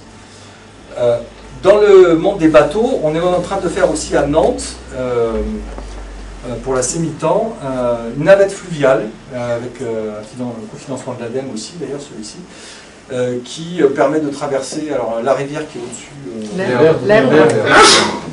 Excusez-moi, mais pour moi, tout ce qui est au nord de la Garonne, c'est la Scandinavie, donc j'ai pas mal. Et donc, dans des bateaux comme ça, on travaille sur un projet avec la DCNS pour faire des bateaux de pêche, des 11 mètres, des 22 mètres. Dans les applications marines et fluviales, il y a énormément de choses à faire. Bien. Et ça vous prouve que les piles à combustible sont capables d'aller à des niveaux de puissance relativement élevés dans la mobilité. Alors on avait fait la démonstration de ça avec un prototype de véhicule de course, dont vous avez peut-être entendu parler, qui s'appelle la Green GT, qui est un prototype LMP2 pour Le Mans, qui a été développé par une écurie suisse qui s'appelle Green GT, qui devait être engagé sur Le Mans l'an dernier, mais ils n'ont pas eu assez de temps pour faire les tests, donc ça a été reporté à 2015. Mais on fait tourner ce véhicule en circuit, j'ai des vidéos de ça. C'est 300 kW dans une voiture de course, entièrement mue par des piles à combustible. Il n'y a même pas une batterie dedans pour démarrer. La batterie est externe au moment du démarrage. Tout le reste, c'est que de la pile à combustible. Et ça développe pas loin de... Enfin, c'est 500 chevaux et quelques... Et puis ça monte jusqu'à 300 km/h et c'est une vraie voiture de course. Donc on est capable de faire des systèmes de très forte puissance avec des piles à combustible, dans le format de voiture. On sait stocker, il y a des tas de technologies de stockage. Alors dans la mobilité, aujourd'hui, on n'envisage pas le stockage solide, pour un certain nombre de raisons, de contraintes d'usage. On n'envisage que des solutions de stockage sous pression, qui sont d'ailleurs les seules homologuées, et les contraintes d'homologation sont extrêmement fortes.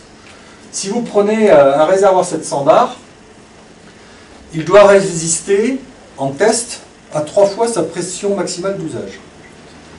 Donc en gros, il doit péter au-dessus de 2100 bars.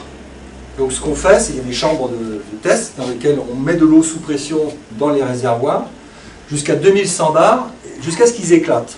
Et s'ils éclatent, en plus, il ne doit pas projeter de fibres. C'est-à-dire que quand il éclate, ça fait un truc comme ça, c'est assez rigolo à voir d'ailleurs, ça fait un machin qui s'ouvre, mais il ne doit pas en plus y avoir de projection. Donc les contraintes sur les réservoirs hydrogène sont extrêmement fortes. On n'a pas besoin d'ailleurs d'aller autant que 2100 bars alors qu'on fait 700 bars, pas quoi. Il faut savoir que ces réservoirs, en fait, c'est des liners, filets carbone, avec en pleine couche, etc. etc. Et qui, vous pouvez faire du tir à balles réel dessus, vous pouvez mettre du C4 dessous. Si vous avez un accident avec une voiture et que vous n'aurez jamais cet accident, mais si jamais un poids lourd s'écrase sur votre voiture, le seul truc qui restera entier, c'est le réservoir. D'accord? Donc, vous voyez, les contraintes de sécurité, ça se pense aussi comme ça. Alors, tout ça, c'est normalisé, ça s'appelle EC79, c'est normalisation européenne, ça fait partie des procédures d'homologation des réservoirs pour les véhicules, etc. Bien. Donc, on a ça. Il faut savoir aussi qu'on a des valves de sécurité très sophistiquées, des systèmes de capteurs. On est capable de détecter n'importe quelle fuite, de couper tout, et même de purger l'ensemble du système en quelques secondes. Tout ça, ça fait partie des stratégies qui sont mises en œuvre sur le Kangoo. Vous avez ça, hein. Vous avez même une petite tube d'échappement qui monte vers le plafond, en fait. Et on peut libérer. Alors ça n'arrive que lorsqu'il y a une intervention de pompiers. C'est-à-dire si des pompiers veulent intervenir sur un véhicule dans un accident, sur des autoroutes par exemple, le pompier sait qu'il a un véhicule hydrogène, il sait où est-ce qu'il peut actionner la purge, il va vider la totalité des réservoirs et après il peut faire ce qu'il veut. Il peut découper à la disqueuse autour, il peut s'amuser. Il n'y a pas de souci. Donc il y a des contraintes de sécurité extrêmement fortes qui ont une incidence sur le coût, bien sûr, parce que le carbone, vous en avez beaucoup. Le carbone, c'est de la matière première produite par à peu près 4 sociétés dans le monde, plus ou moins, qui va pour l'essentiel dans l'aéronautique. Et donc le potentiel de réduction de coût sur le carbone est relativement faible, en réalité. C'est pas là-dessus qu'on va gagner beaucoup dans l'industrialisation. Par contre, dans les systèmes piles, aujourd'hui, sans aucune innovation, entre des systèmes piles comme ça, fabriqués à l'unité ou une centaine par an, et en fabriquer 10 000, il y a 90% de réduction de coût par simple effet d'échelle. sans réinventer la poudre. Nous, on sait qu'en industrialisation, un système pile comme celui qu'on met dans un Kangoo, il sera vendable à 13 500 €. C'est-à-dire le coût d'un système batterie équivalent dans une voiture. C'est pas des millions. Alors, il y a des technologies éprouvées, il y a du gaz naturel pour distribuer l'hydrogène.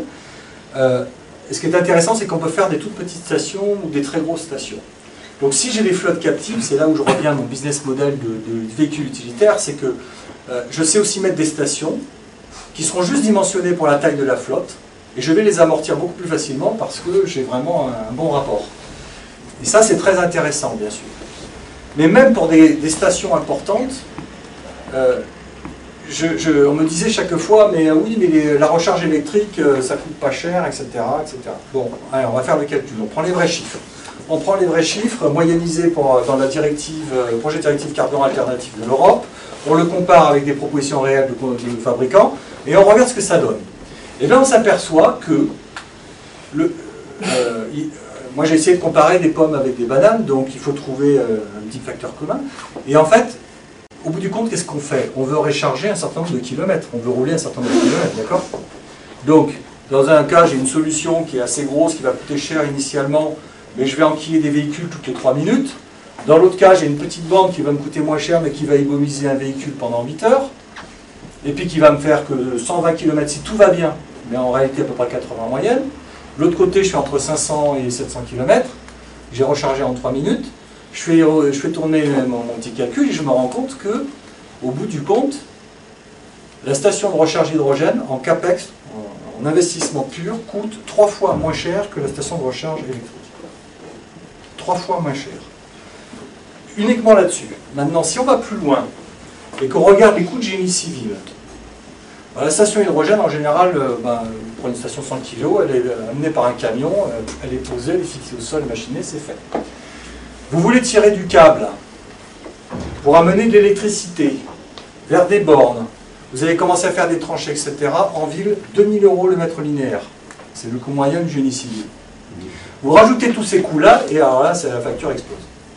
Donc, voilà, il faut penser que quand on parle coût d'infrastructure, passer dans le monde de l'hydrogène, c'est pas un truc forcément complètement délirant.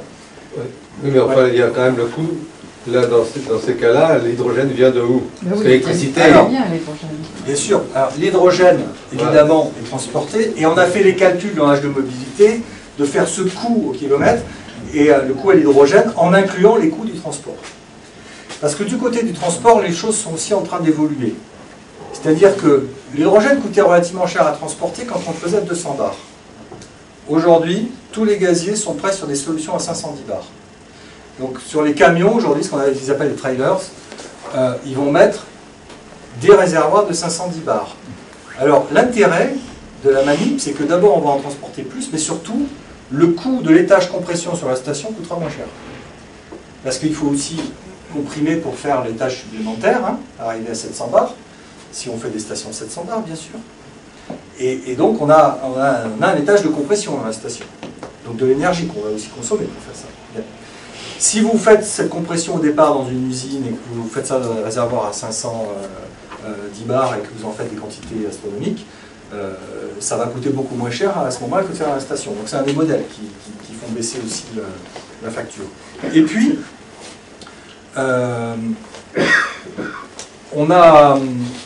on peut envisager, et c'est là où ça devient beaucoup plus intéressant et on retombe dans le domaine de Pierre, que ces stations sont des stations mixtes, qu'elles ont des électrolyseurs et qu'elles fabriquent de l'hydrogène directement au niveau de la station.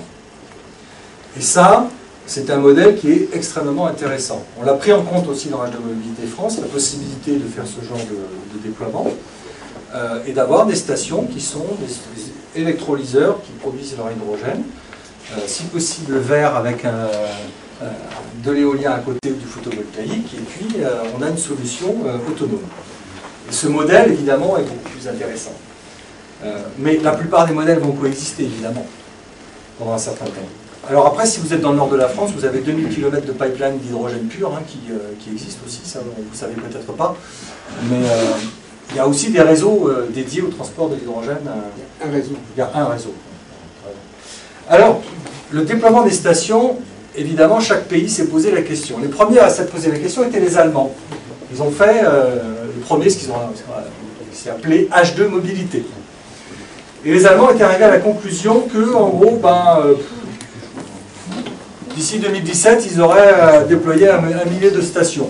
Bon, entre-temps, la crise est passée, ils sont passés plutôt sur 2020 et puis un petit peu moins de stations. Il y en a 400 qui sont financées potentiellement aujourd'hui, mais ils ont déjà commencé leur déploiement. Par contre, ils sont embêtés parce qu'ils n'ont pas de voitures. Et alors, c'est le problème de la poule et de l'œuf, vous savez. Est-ce qu'il faut commencer par déployer des voitures pour avoir des stations, ou est-ce qu'il faut des stations pour avoir des voitures? Si vous parlez au constructeur automobile qui fait une voiture grand public, il va me dire, moi je ne bougerai pas le petit doigt tant que je ne suis pas sûr de vendre 10 000 véhicules au moins dans un pays. Donc faites-moi des stations partout et pas de problème, je vous ferai des véhicules. Bon. Ça veut dire qu'au départ, quelqu'un porte l'effort de la station, de l'investissement d'infrastructure, et des investissements qui ne vont pas être facilement amortis, hein, ou pas du tout d'ailleurs dans une phase initiale. Et puis il y a une autre démarche, qui est celle qu'on a prise en France. On a joué un petit rôle là-dedans, c'est vrai, avec notre petit modèle, on a dit, mais vous savez, en fait, si on veut des véhicules utilitaires et qu'on fait des flottes captives, on va peut-être, au lieu de faire des stations à 1 million qu'on va mettre sur les autoroutes et il n'y aura pas de voitures dessus, on pourrait peut-être faire des logiques de clusters locaux dans lesquels on a des stations semi-privées, semi-publiques, parfois cofinancées d'ailleurs, publiques-privées, qui vont servir à la fois des véhicules de la Poste, mais d'autres véhicules utilitaires, d'autres entreprises qui s'intéressent à la question. Et puis, tout ça, ça va coûter beaucoup moins cher. On va dérisquer l'investissement. On va commencer à avoir des véhicules partout. Et puis, on va commencer à mailler le territoire. Et puis, à un moment donné, on va dire, mais alors, si je les interconnecte par des corridors autoroutiers, que j'en mets une station publique au milieu là, puis une autre là, etc., vous commencez à créer un maillage de territoire. Et ça a été la démarche que nous, on a poussée dans H2 Mobilité France, qui vient de terminer ses travaux là, juste maintenant. Hein, je peux en parler un peu, je suis responsable de la communication d'H2 Mobilité France, donc je connais bien les résultats. Et on a présenté ça à nos partenaires européens, qui ont tous ouvert des billes comme ça, en disant, mais on n'y avait pas pensé. Mais en fait, c'est super votre idée. Parce que on s'aperçoit qu'en fait, la démarche que nous avons élaborée, nous, permet de faire un déploiement d'infrastructures hydrogène 75% moins cher que celui que les Allemands et les Anglais ont envisagé. Et ce qui va nous amener, c'est un plan qui aujourd'hui, en plus, va trouver très probablement un financement européen avec le FCH-JU. Le ministère de redressement productif s'y intéresse énormément. Vendredi demain, les trucs sont présentés aussi chez Ségolène Royal. Donc là, les politiques commencent à regarder la chose très sérieusement. Et pour conclure avec cette histoire-là, je pourrais la détailler un peu après si vous voulez, si on a un tout petit peu de temps pour présenter H2 Mobilité France.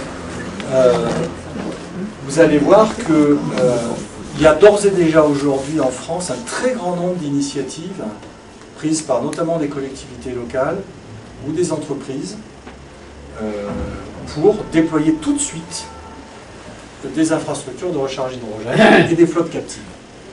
Aujourd'hui, nous avons, rien que chez nous au sein du FCL, 13 villes qui sont engagées sur ce type de programme, avec des véhicules utilitaires et des petites stations.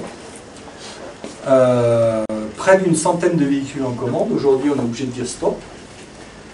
L'année prochaine, pas de problème, on vous en mettra 500 ou 1000 ou un peu plus. Mais cette démarche extrêmement pragmatique, qui repose sur une idée très simple, c'est pourquoi est-ce qu'on fait ça? On va faire ça parce qu'il y a des clients qui en ont besoin. On ne va pas faire ça pour se faire plaisir, ou pour inventer la voiture de demain qu'on vendra en 2030. On va faire ça parce qu'on va répondre à un besoin concret. Il y a des vrais clients pour ça. Il y a des vrais clients qui en ont besoin. Ils vont moins, ça va leur coûter moins cher de faire ce genre de solution que d'en faire d'autres. Ça va leur permettre de capturer des marchés qui aujourd'hui ne sont pas accessibles. Ça va leur permettre de rendre certains marchés captifs aussi. La problématique de la livraison, on parle de l'électricité, du moteur électrique, un de ses gros avantages, c'est qu'il ne fait pas de bruit. Donc si vous ne faites pas de bruit, vous pouvez commencer à livrer la nuit. Livrer la nuit pour un transporteur, c'est super intéressant, parce que vous échappez aux embouteillages, parce que votre livreur va être beaucoup plus productif, il va coûter beaucoup moins cher, il perdra beaucoup moins de temps dans le trafic, il va moins s'énerver, et là, d'un seul coup, on peut inventer de nouveaux modes de livraison qui seront sans impact en termes de pollution sonore pour les usagers, pour les citoyens, et qui en plus vont décongestionner les centres-villes dans les périodes de trafic. Donc, celui qui a compris ça, le transporteur qui a compris ça, qui va se positionner là-dessus, il va capturer des marchés, très vite. Or, ce sont des marchés extrêmement compétitifs. Dès que vous perdez un chouïa, vous commencez à avoir un business model en difficulté. Donc, c'est extrêmement stratégique pour ces gens-là. Mais il n'y a pas que, hein. Il y a tout un tas d'entreprises qui s'intéressent à ces solutions-là. Alors, pour parler des véhicules grand public, quand même, malgré tout, il y a celui-ci qui est assez connu parce qu'il en a aussi déployé quelques-unes en France récemment chez Air Liquide à Sassenage, déployé au Danemark, un peu en Angleterre, mais surtout aux États-Unis. Hyundai a lancé la première usine de production de véhicules en série. Ils en fabriquent 1000 par an aujourd'hui en Corée. Des iX35. Bon, moi j'ai roulé dedans. Hein. C'est exactement la même chose qu'un véhicule traditionnel, sauf qu'il finalement ne fait pas de bruit, c'est un véhicule électrique. Alors le problème pour eux aujourd'hui, c'est qu'ils sont quand même un peu chers, ils sont un peu dans le haut de gamme, hein. Ils sont à 140 000 € si vous l'achetez, mais en fait ils ont un autre business model. Leur business model, c'est de faire la location. Donc en Californie aujourd'hui, ils vous le proposent pour 500 $ par mois et vous avez en plus l'hydrogène inclus. Alors vous avez Toyota et Honda qui sont en train de faire ce genre d'expérimentation aussi, qui ont tous ciblé la Californie. Honda, ils vous vendent même le petit système électrolyseur perso avec son truc photovoltaïque pour fabriquer vos grammes d'hydrogène à la maison si vous voulez. Toyota a des ambitions extrêmement fortes sur ce sujet-là. Ils ont très clairement dit, Toyota, la batterie, excusez-moi le terme, c'est une connerie. Donc on n'en fera pas, c'est pas là, on arrête, ils ont arrêté d'ailleurs les programmes sur les petits véhicules batterie. Toyota, ils ont dit, next big thing, c'est l'hydrogène. Et leur objectif aujourd'hui, c'est d'un véhicule à 40 000 € d'ici 2-3 ans. Et là, ça commence à devenir intéressant, bien sûr. Je ne sais pas combien sera le diesel dans 10 ans, mais ça c'est encore un autre débat, n'est-ce pas? Mais ce n'est pas le vrai fond du problème. Le vrai fond du problème, c'est qu'aujourd'hui, il y a une appétence de la part des gens, de la société, pour des solutions qui polluent moins. Parce qu'aujourd'hui, on sait que la pollution, c'est d'abord des problèmes de santé. En Angleterre, on sait aujourd'hui qu'on impute à peu près 17 000 morts cardiaques par an aux pollutions dues au diesel. Sur les accidents cardiaques uniquement, je parle que de ça. Donc vous avez un coût pour la santé qui est extrêmement important pour la société. Les gens ont de plus en plus conscience de ça. Et cette appétence, elle est en train de grandir. Donc ça veut dire que la société, elle est prête à accepter des nouvelles solutions, à condition que ces solutions préservent leurs critères de valeur. Alors c'est pas forcément le porte-monnaie. En fait, ce qu'il faut voir, c'est quand vous achetez un bien de consommation, quel qu'il soit, il y a un certain nombre de valeurs d'usage, des attributs de valeur ajoutée. Ça peut être la sécurité d'usage, ça peut être le coût, ça peut être le plaisir, ça peut être la valorisation sociale, il y a plein de facteurs. Moi j'en vois à peu près une douzaine. Et l'ensemble de ces facteurs, évidemment, varie selon les individus, mais quand vous moyennisez tout ça, vous savez en gros pourquoi un individu achète tel type de véhicule. Bon. Et donc, ce qu'il faut essayer de regarder, c'est est-ce qu'on est capable, avec une solution de substitution, parce que finalement, qu'est-ce qu'on fait là? On se substitue aux véhicules thermiques, on ne fait pas grand-chose d'autre. On ne crée pas des nouveaux usages. On remplace une ancienne technologie par une nouvelle. Si vous remplacez une ancienne technologie par une nouvelle, que vous n'apportez pas de valeur ajoutée et que vous coûtez 10 fois plus cher, vous ne vendrez jamais. Ça ne marche pas, ça n'existe pas, c'est pas vrai. Donc, quand on vous dit le véhicule électrique à batterie, parfait, on va en mettre partout, mais les gens disent oui, mais moi, mon attribut de valeur ajoutée, c'est d'être capable, si je veux, de prendre ma voiture quand je veux, pas parce qu'elle est immobilisée en recharge, quand je veux pour faire 200 km pour aller voir maman qui est malade ce week-end, Si c'est ça l'attribut de valeur pour le consommateur, il n'y a aucune chance qu'il achète un véhicule électrique à batterie. Aucune. Là, les marketeurs ou les ingénieurs qui sont derrière ce concept, qui disent oui, mais de toute façon, c'est 30 km en moyenne par jour, ils ne sont pas dans la réalité. Moi, je suis un homme de marketing, je vous dis que ce qui compte, c'est ce que le consommateur a dans la tête. Et le consommateur a dans la tête, il a quoi? Il a 110 ans d'usage du véhicule thermique, qui fait tant de kilomètres par jour, qui est toujours disponible, qui a une sécurité d'usage à peu près garantie, etc., etc. Si vous n'êtes pas capable de répondre à ces problématiques-là, vous serez obligé d'attendre la 40e génération des petits-enfants qui, eux, n'auront plus du tout les mêmes référents avant de commencer à vendre vos véhicules. Donc, si vous voulez faire ça aujourd'hui, il faut répondre aux problématiques des consommateurs aujourd'hui. Alors, ceux qui ont le porte-monnaie aujourd'hui sont des gens qui ont vécu avec la voiture thermique. Donc, il faut leur rendre le même niveau de service et mieux. Et le mieux, c'est quoi? Ben, c'est je ne pollue pas, je ne sens pas de mauvais, je ne fais pas de bruit, je suis respectueux de la nature, je contribue au développement durable, etc., etc. Voilà. Et éventuellement, certains attributs de valeur du genre ah ben moi je suis un pionnier parce que regardez, moi j'ai une voiture électrique et puis toi tu as encore ton des trucs qui puent. Vous permettez mon langage fleuri? Bon. Voilà, c'est ces problématiques-là auxquelles il faut répondre quand on est dans le monde du grand public. Le monde dans l'entreprise, je vous l'ai dit, il est mûr aujourd'hui. Il est mûr aujourd'hui parce qu'il a des contraintes économiques parfaitement identifiées. Il y a un bilan à faire, il y a des chiffres à aligner. On dit, moi je suis gestionnaire, je voudrais que ça me coûte moins cher. Ou je voudrais gagner des nouveaux marchés à tel prix. Voilà. Voilà où on en est. Pour faire un premier tableau. Peut-être qu'avant de vous présenter très brièvement les résultats extrêmement intéressants de H2 Mobilité France, vous avez tout un tas de questions qui vous viennent à l'esprit pour Pierre, pour moi. On peut peut-être faire un petit round tout de suite, parce que sinon on parle, mais... Oui. J'ai une question toute simple. La durée de vie des voitures qui est envisagée aujourd'hui sur l'hydrogène, c'est combien? Excellente question. Alors, la durée de vie, il faut penser durée de vie du système et durée de vie de la pile. Pour le moment, il y a deux échelles. Durée de vie d'une pile aujourd'hui, dans les conditions actuelles, c'est en gros dans les 5000 heures. C'est-à-dire en gros la durée de vie d'un moteur. À peu près 300 000 km. On sera assez rapidement à 7000 heures. Par contre, ce qui est très intéressant, c'est que dans le système pile, il y a d'autres composants qui ont une durée de vie beaucoup plus élevée. En particulier les compresseurs d'air et un certain nombre d'autres équipements. Le réservoir, par exemple, qui coûte cher. Le réservoir, c'est 30% du coût de la solution. Donc, ce réservoir-là, vous le sortez d'une voiture, il est comme neuf quand vous le mettez dans une autre après 300 000 km. Le compresseur d'air, il a 20 000 heures. C'est bien plus que ce dont on a besoin dans le monde de l'automobile aujourd'hui. Donc, il y a une véritable logique, du point de vue des industriels qui font des systèmes piles pour la voiture, de recycler, de récupérer un maximum de choses. Et ça va très loin, puisque, en fait, dans la pile elle-même, à peu près 80% de la pile est complètement reconditionnable. Ce qui s'use dedans, c'est la membrane polymère. Ça, on la vire. Tous les métaux, on récupère, les plaques dipolaires, le platine. Aujourd'hui, on est sur des technologies platine.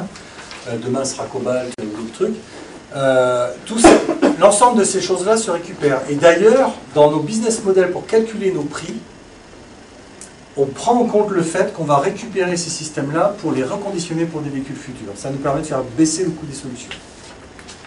Donc il y a énormément de possibilités de réemployer avec des systèmes piles. Une batterie lithium-ion, c'est une autre histoire.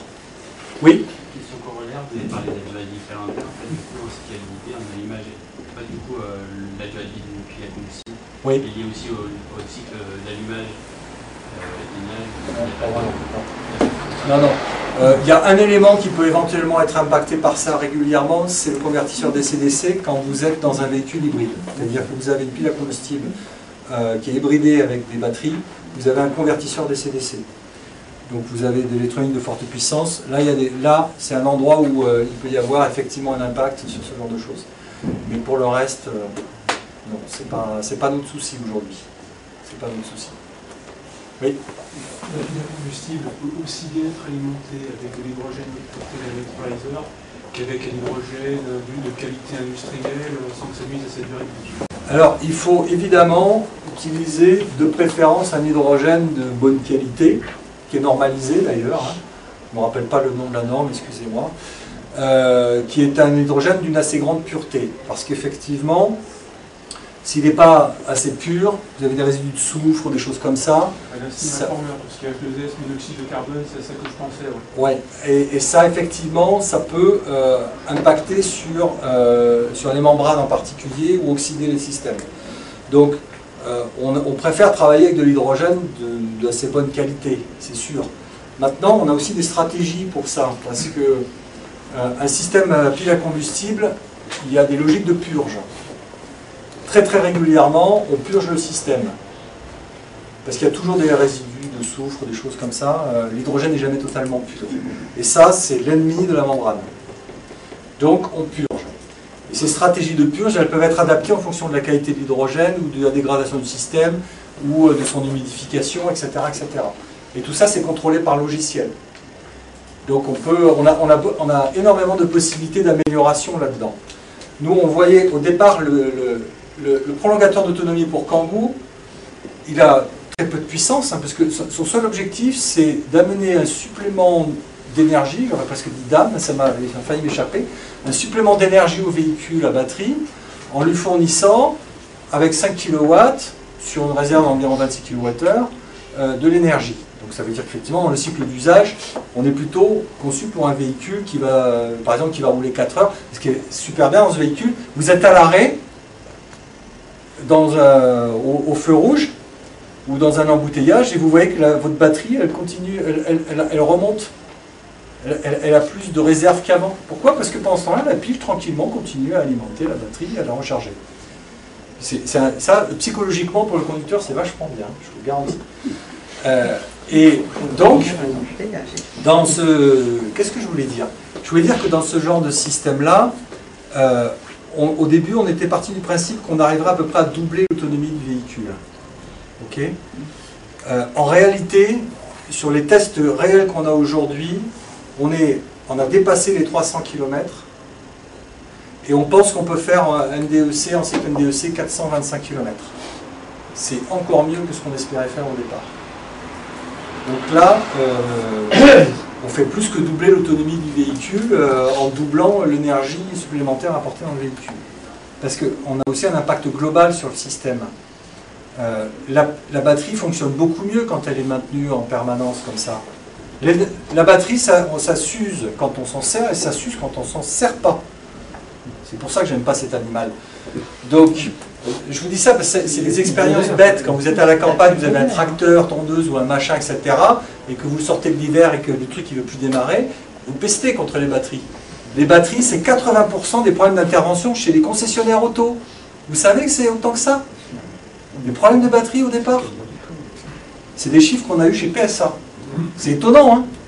C'est des chiffres publiés en plus par le CCFA. Sur des batteries plomb. Pardon? Sur des batteries plomb. Oui, sur des batteries plomb. Sur des lithium-ion, non, c'est un peu différent, c'est sûr. Mais dans tous les cas, ce qui est intéressant, c'est que la batterie, quand elle est, c'est presque un organisme vivant, une batterie. C'est très organique comme système, en fait. Donc, ça a besoin d'être alimenté tout le temps pour bien vivre. Et donc, en fait, on augmente la durée de vie des batteries. Avec un système pile à hydrogène couplé dessus. Oui. Quels sont les rendements des piles à combustible? Dans un sens et dans l'autre sens. Alors, et puis les perspectives, bien sûr. Oui. Aujourd'hui, alors, tu pourrais parler des électrolyseurs bien mieux que moi, parce que moi je suis un peu bavard là, dans l'histoire. Sur les électrolyseurs, il y a les électrolyseurs PEM et les électrolyseurs alcalins. Pierre. Oui, ben, électrolyseur, visiblement, on est à peu près à 70-75% de rendement. En alcalin. En PEM, je ne sais pas. En PEM, on est à plus de 92-93%. En quoi? En PEM. En PEM. Donc en pile à combustible. Un PEM, c'est la pile à combustible à l'envers. Vous avez des électrolyseurs PEM aujourd'hui. C'est une nouvelle technologie qui est plus coûteuse, mais qui a des rendements de l'ordre de 93 à 95%. PEM? Oui. Alors rappelez-moi ce que ça veut dire, PEM. C'est de la membrane. Polymère. C'est une pile à combustible à l'envers.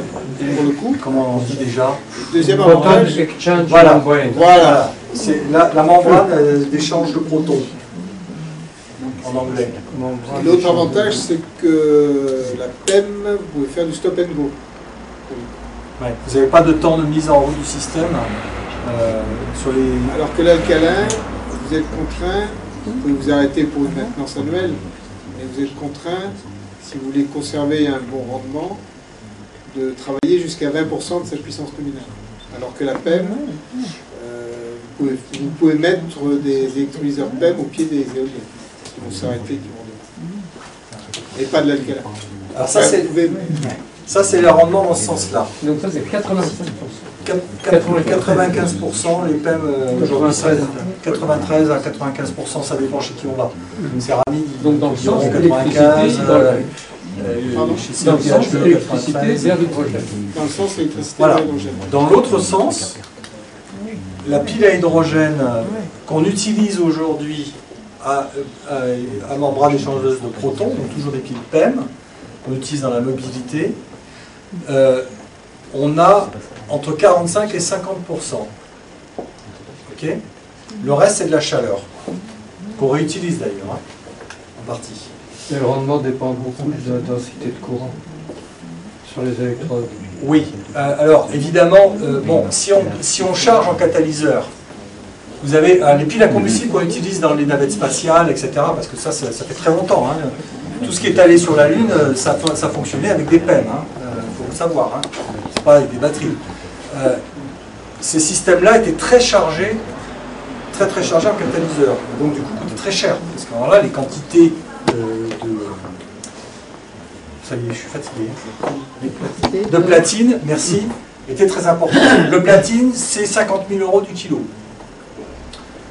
Donc, évidemment, vous pouvez faire des piles qui ont des rendements très très élevés si vous mettez beaucoup de ce catalyseur. Aujourd'hui, la tendance actuelle, c'est de réduire évidemment la quantité de platine pour rester à des niveaux de rendement de l'ordre de 45 à 50%. D'accord ? Et on n'est pas loin, dans un système comme ce qu'on a nous, d'avoir autant de platine dans le système pile que vous en avez dans le pot catalytique. Donc là, encore une fois, c'est un transfert. Vous enlevez une voiture diesel, à la place vous mettez une pile à combustible, le bilan, il est nul du point de vue du platine.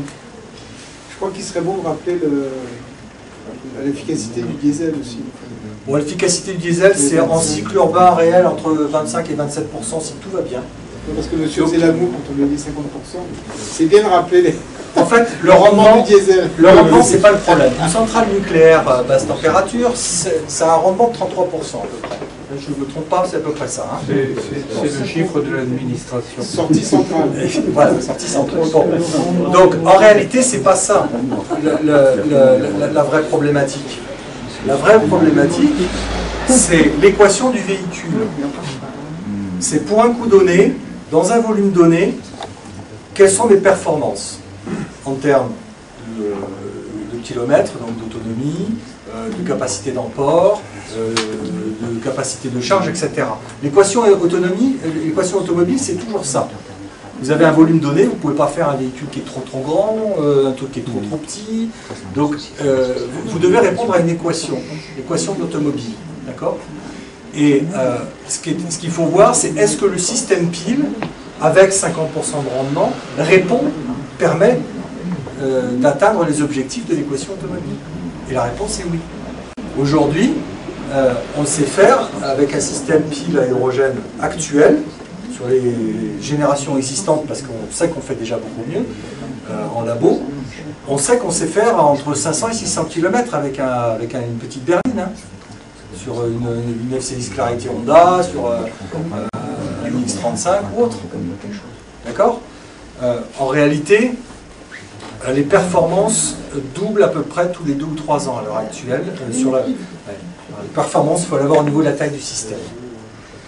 Le Generation 4 de General Motors initial, entre ce système-là et le système 5 qui est sorti l'année dernière, ils ont divisé par 2 le volume total de l'ensemble du système pour les mêmes performances.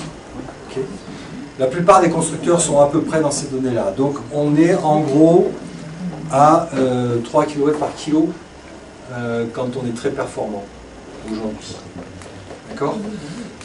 En labo, on sait s'approcher des 5. Mais déjà, 3, c'est bien, hein, on a atteint les objectifs. Alors évidemment, il y a des stratégies pour améliorer ça. Les stratégies se jouent au niveau de la membrane, alors là, vraiment en recherche fondamentale. Hein. Toyota, ils ont passé 2 ans au CERN à faire des tests. Hein, on fait tourner des trucs. Hein. Tout ça, c'est les membranes échangeuses de protons, c'est pas très bien comment ça marche en réalité. Il y a un peu de magie là-dedans qu'on ne comprend pas très bien. Donc, ça se passe là. C'est pour ça que le CEA est très bon dans ce domaine-là. Nous, on utilise une techno CEA à la base. Hein. On a une licence CEA. Après, on a co-développé avec eux les nouvelles générations. Ils ont des capacités de recherche spécifiques qu'on n'a pas en tant que PME, bien sûr. Après, ce qui permet d'énormément améliorer les performances, c'est la qualité du logiciel. En fait, la différence entre 45% et 50%, vous la faites dans la façon dont vous savez gérer votre système par du soft. La gestion des purges, la modélisation des usages, il y a tout un tas de choses qui font qu'on peut être très performant grâce au logiciel. Et nous, 60% des gens qui sont chez Symbio viennent du soft. Nous, on a vraiment développé une carte mère avec des processeurs, il y a des interfaces 3G dessus, du Wi-Fi, du machin, etc. Et on fait du soft, on fait du vrai soft. Alors après, c'est vrai que quand on regarde un BMS, une voiture à batterie et le buscan du constructeur, et qu'on voit comment c'est fait, ils sont à un stade de paléontologique de l'informatique.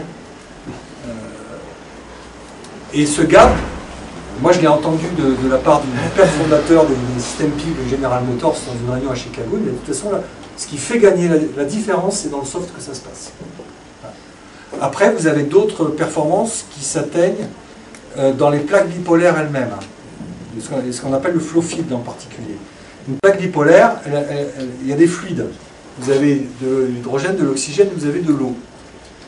Et l'optimisation de ces chemins, la façon dont on les amène, le dessin de ces plaques, qui en fait après sont abouties, hein, c'est du stamping, est extrêmement déterminant sur la performance des piles.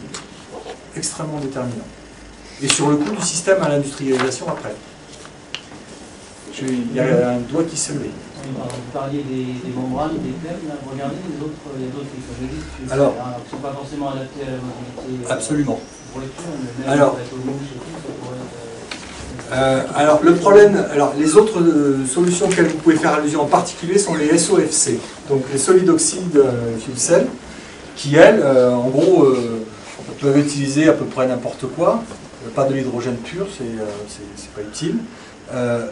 L'inconvénient de ces systèmes-là, c'est qu'ils fonctionnent à des températures élevées. De l'ordre de 800 degrés aujourd'hui, et les perspectives, c'est d'arriver à faire à 600 degrés, c'est pas mal. Hein. 600 degrés, il y en a pas mal qui sont pas loin de ça. Alors, ces systèmes-là, évidemment, tout le monde les a regardés. En mobilité, c'est non. Ils sont très lourds, ils sont très imposants, il faut les monter à température. Ça pose des problèmes dans des environnements qui sont extrêmement contraints avec beaucoup de vibrations, etc. etc. Par contre, dans la plupart ou la quasi-totalité des applications stationnaires de forte puissance, ce sont ces piles-là qu'on utilise. Okay. En gros, quand on est en dessous des 500 kW, plus ou moins, les systèmes PEM sont très performants, y compris en stationnaire, et moins chers. Quand on est dans les ordres d'idées du mégawatt, les SOFC sont plus intéressantes. Donc quand vous avez des gros data centers qui ont des piles à combustible, ce sont des piles à combustible de type SOFC. D'accord ?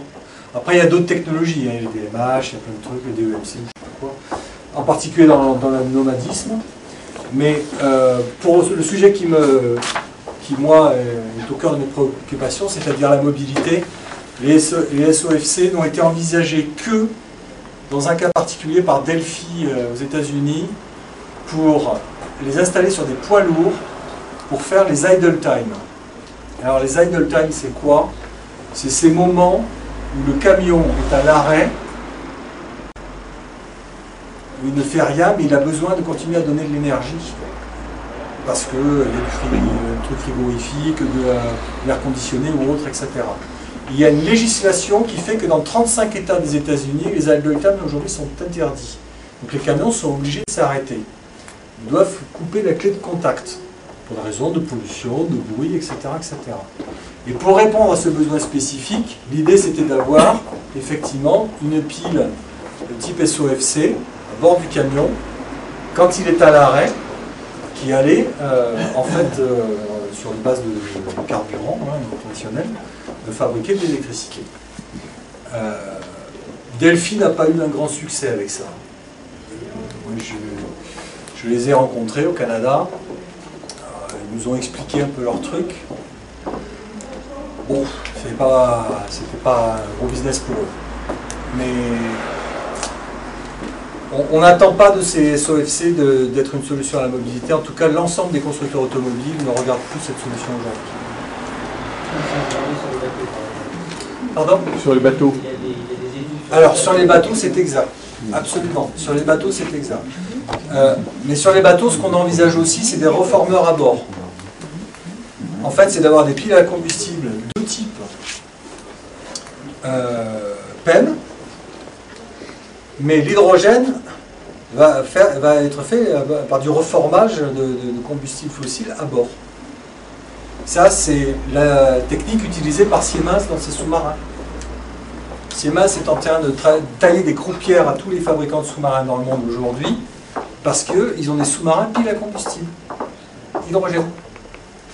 Mais l'hydrogène n'est pas embarqué sous forme d'hydrogène pur, il est reformé à bord.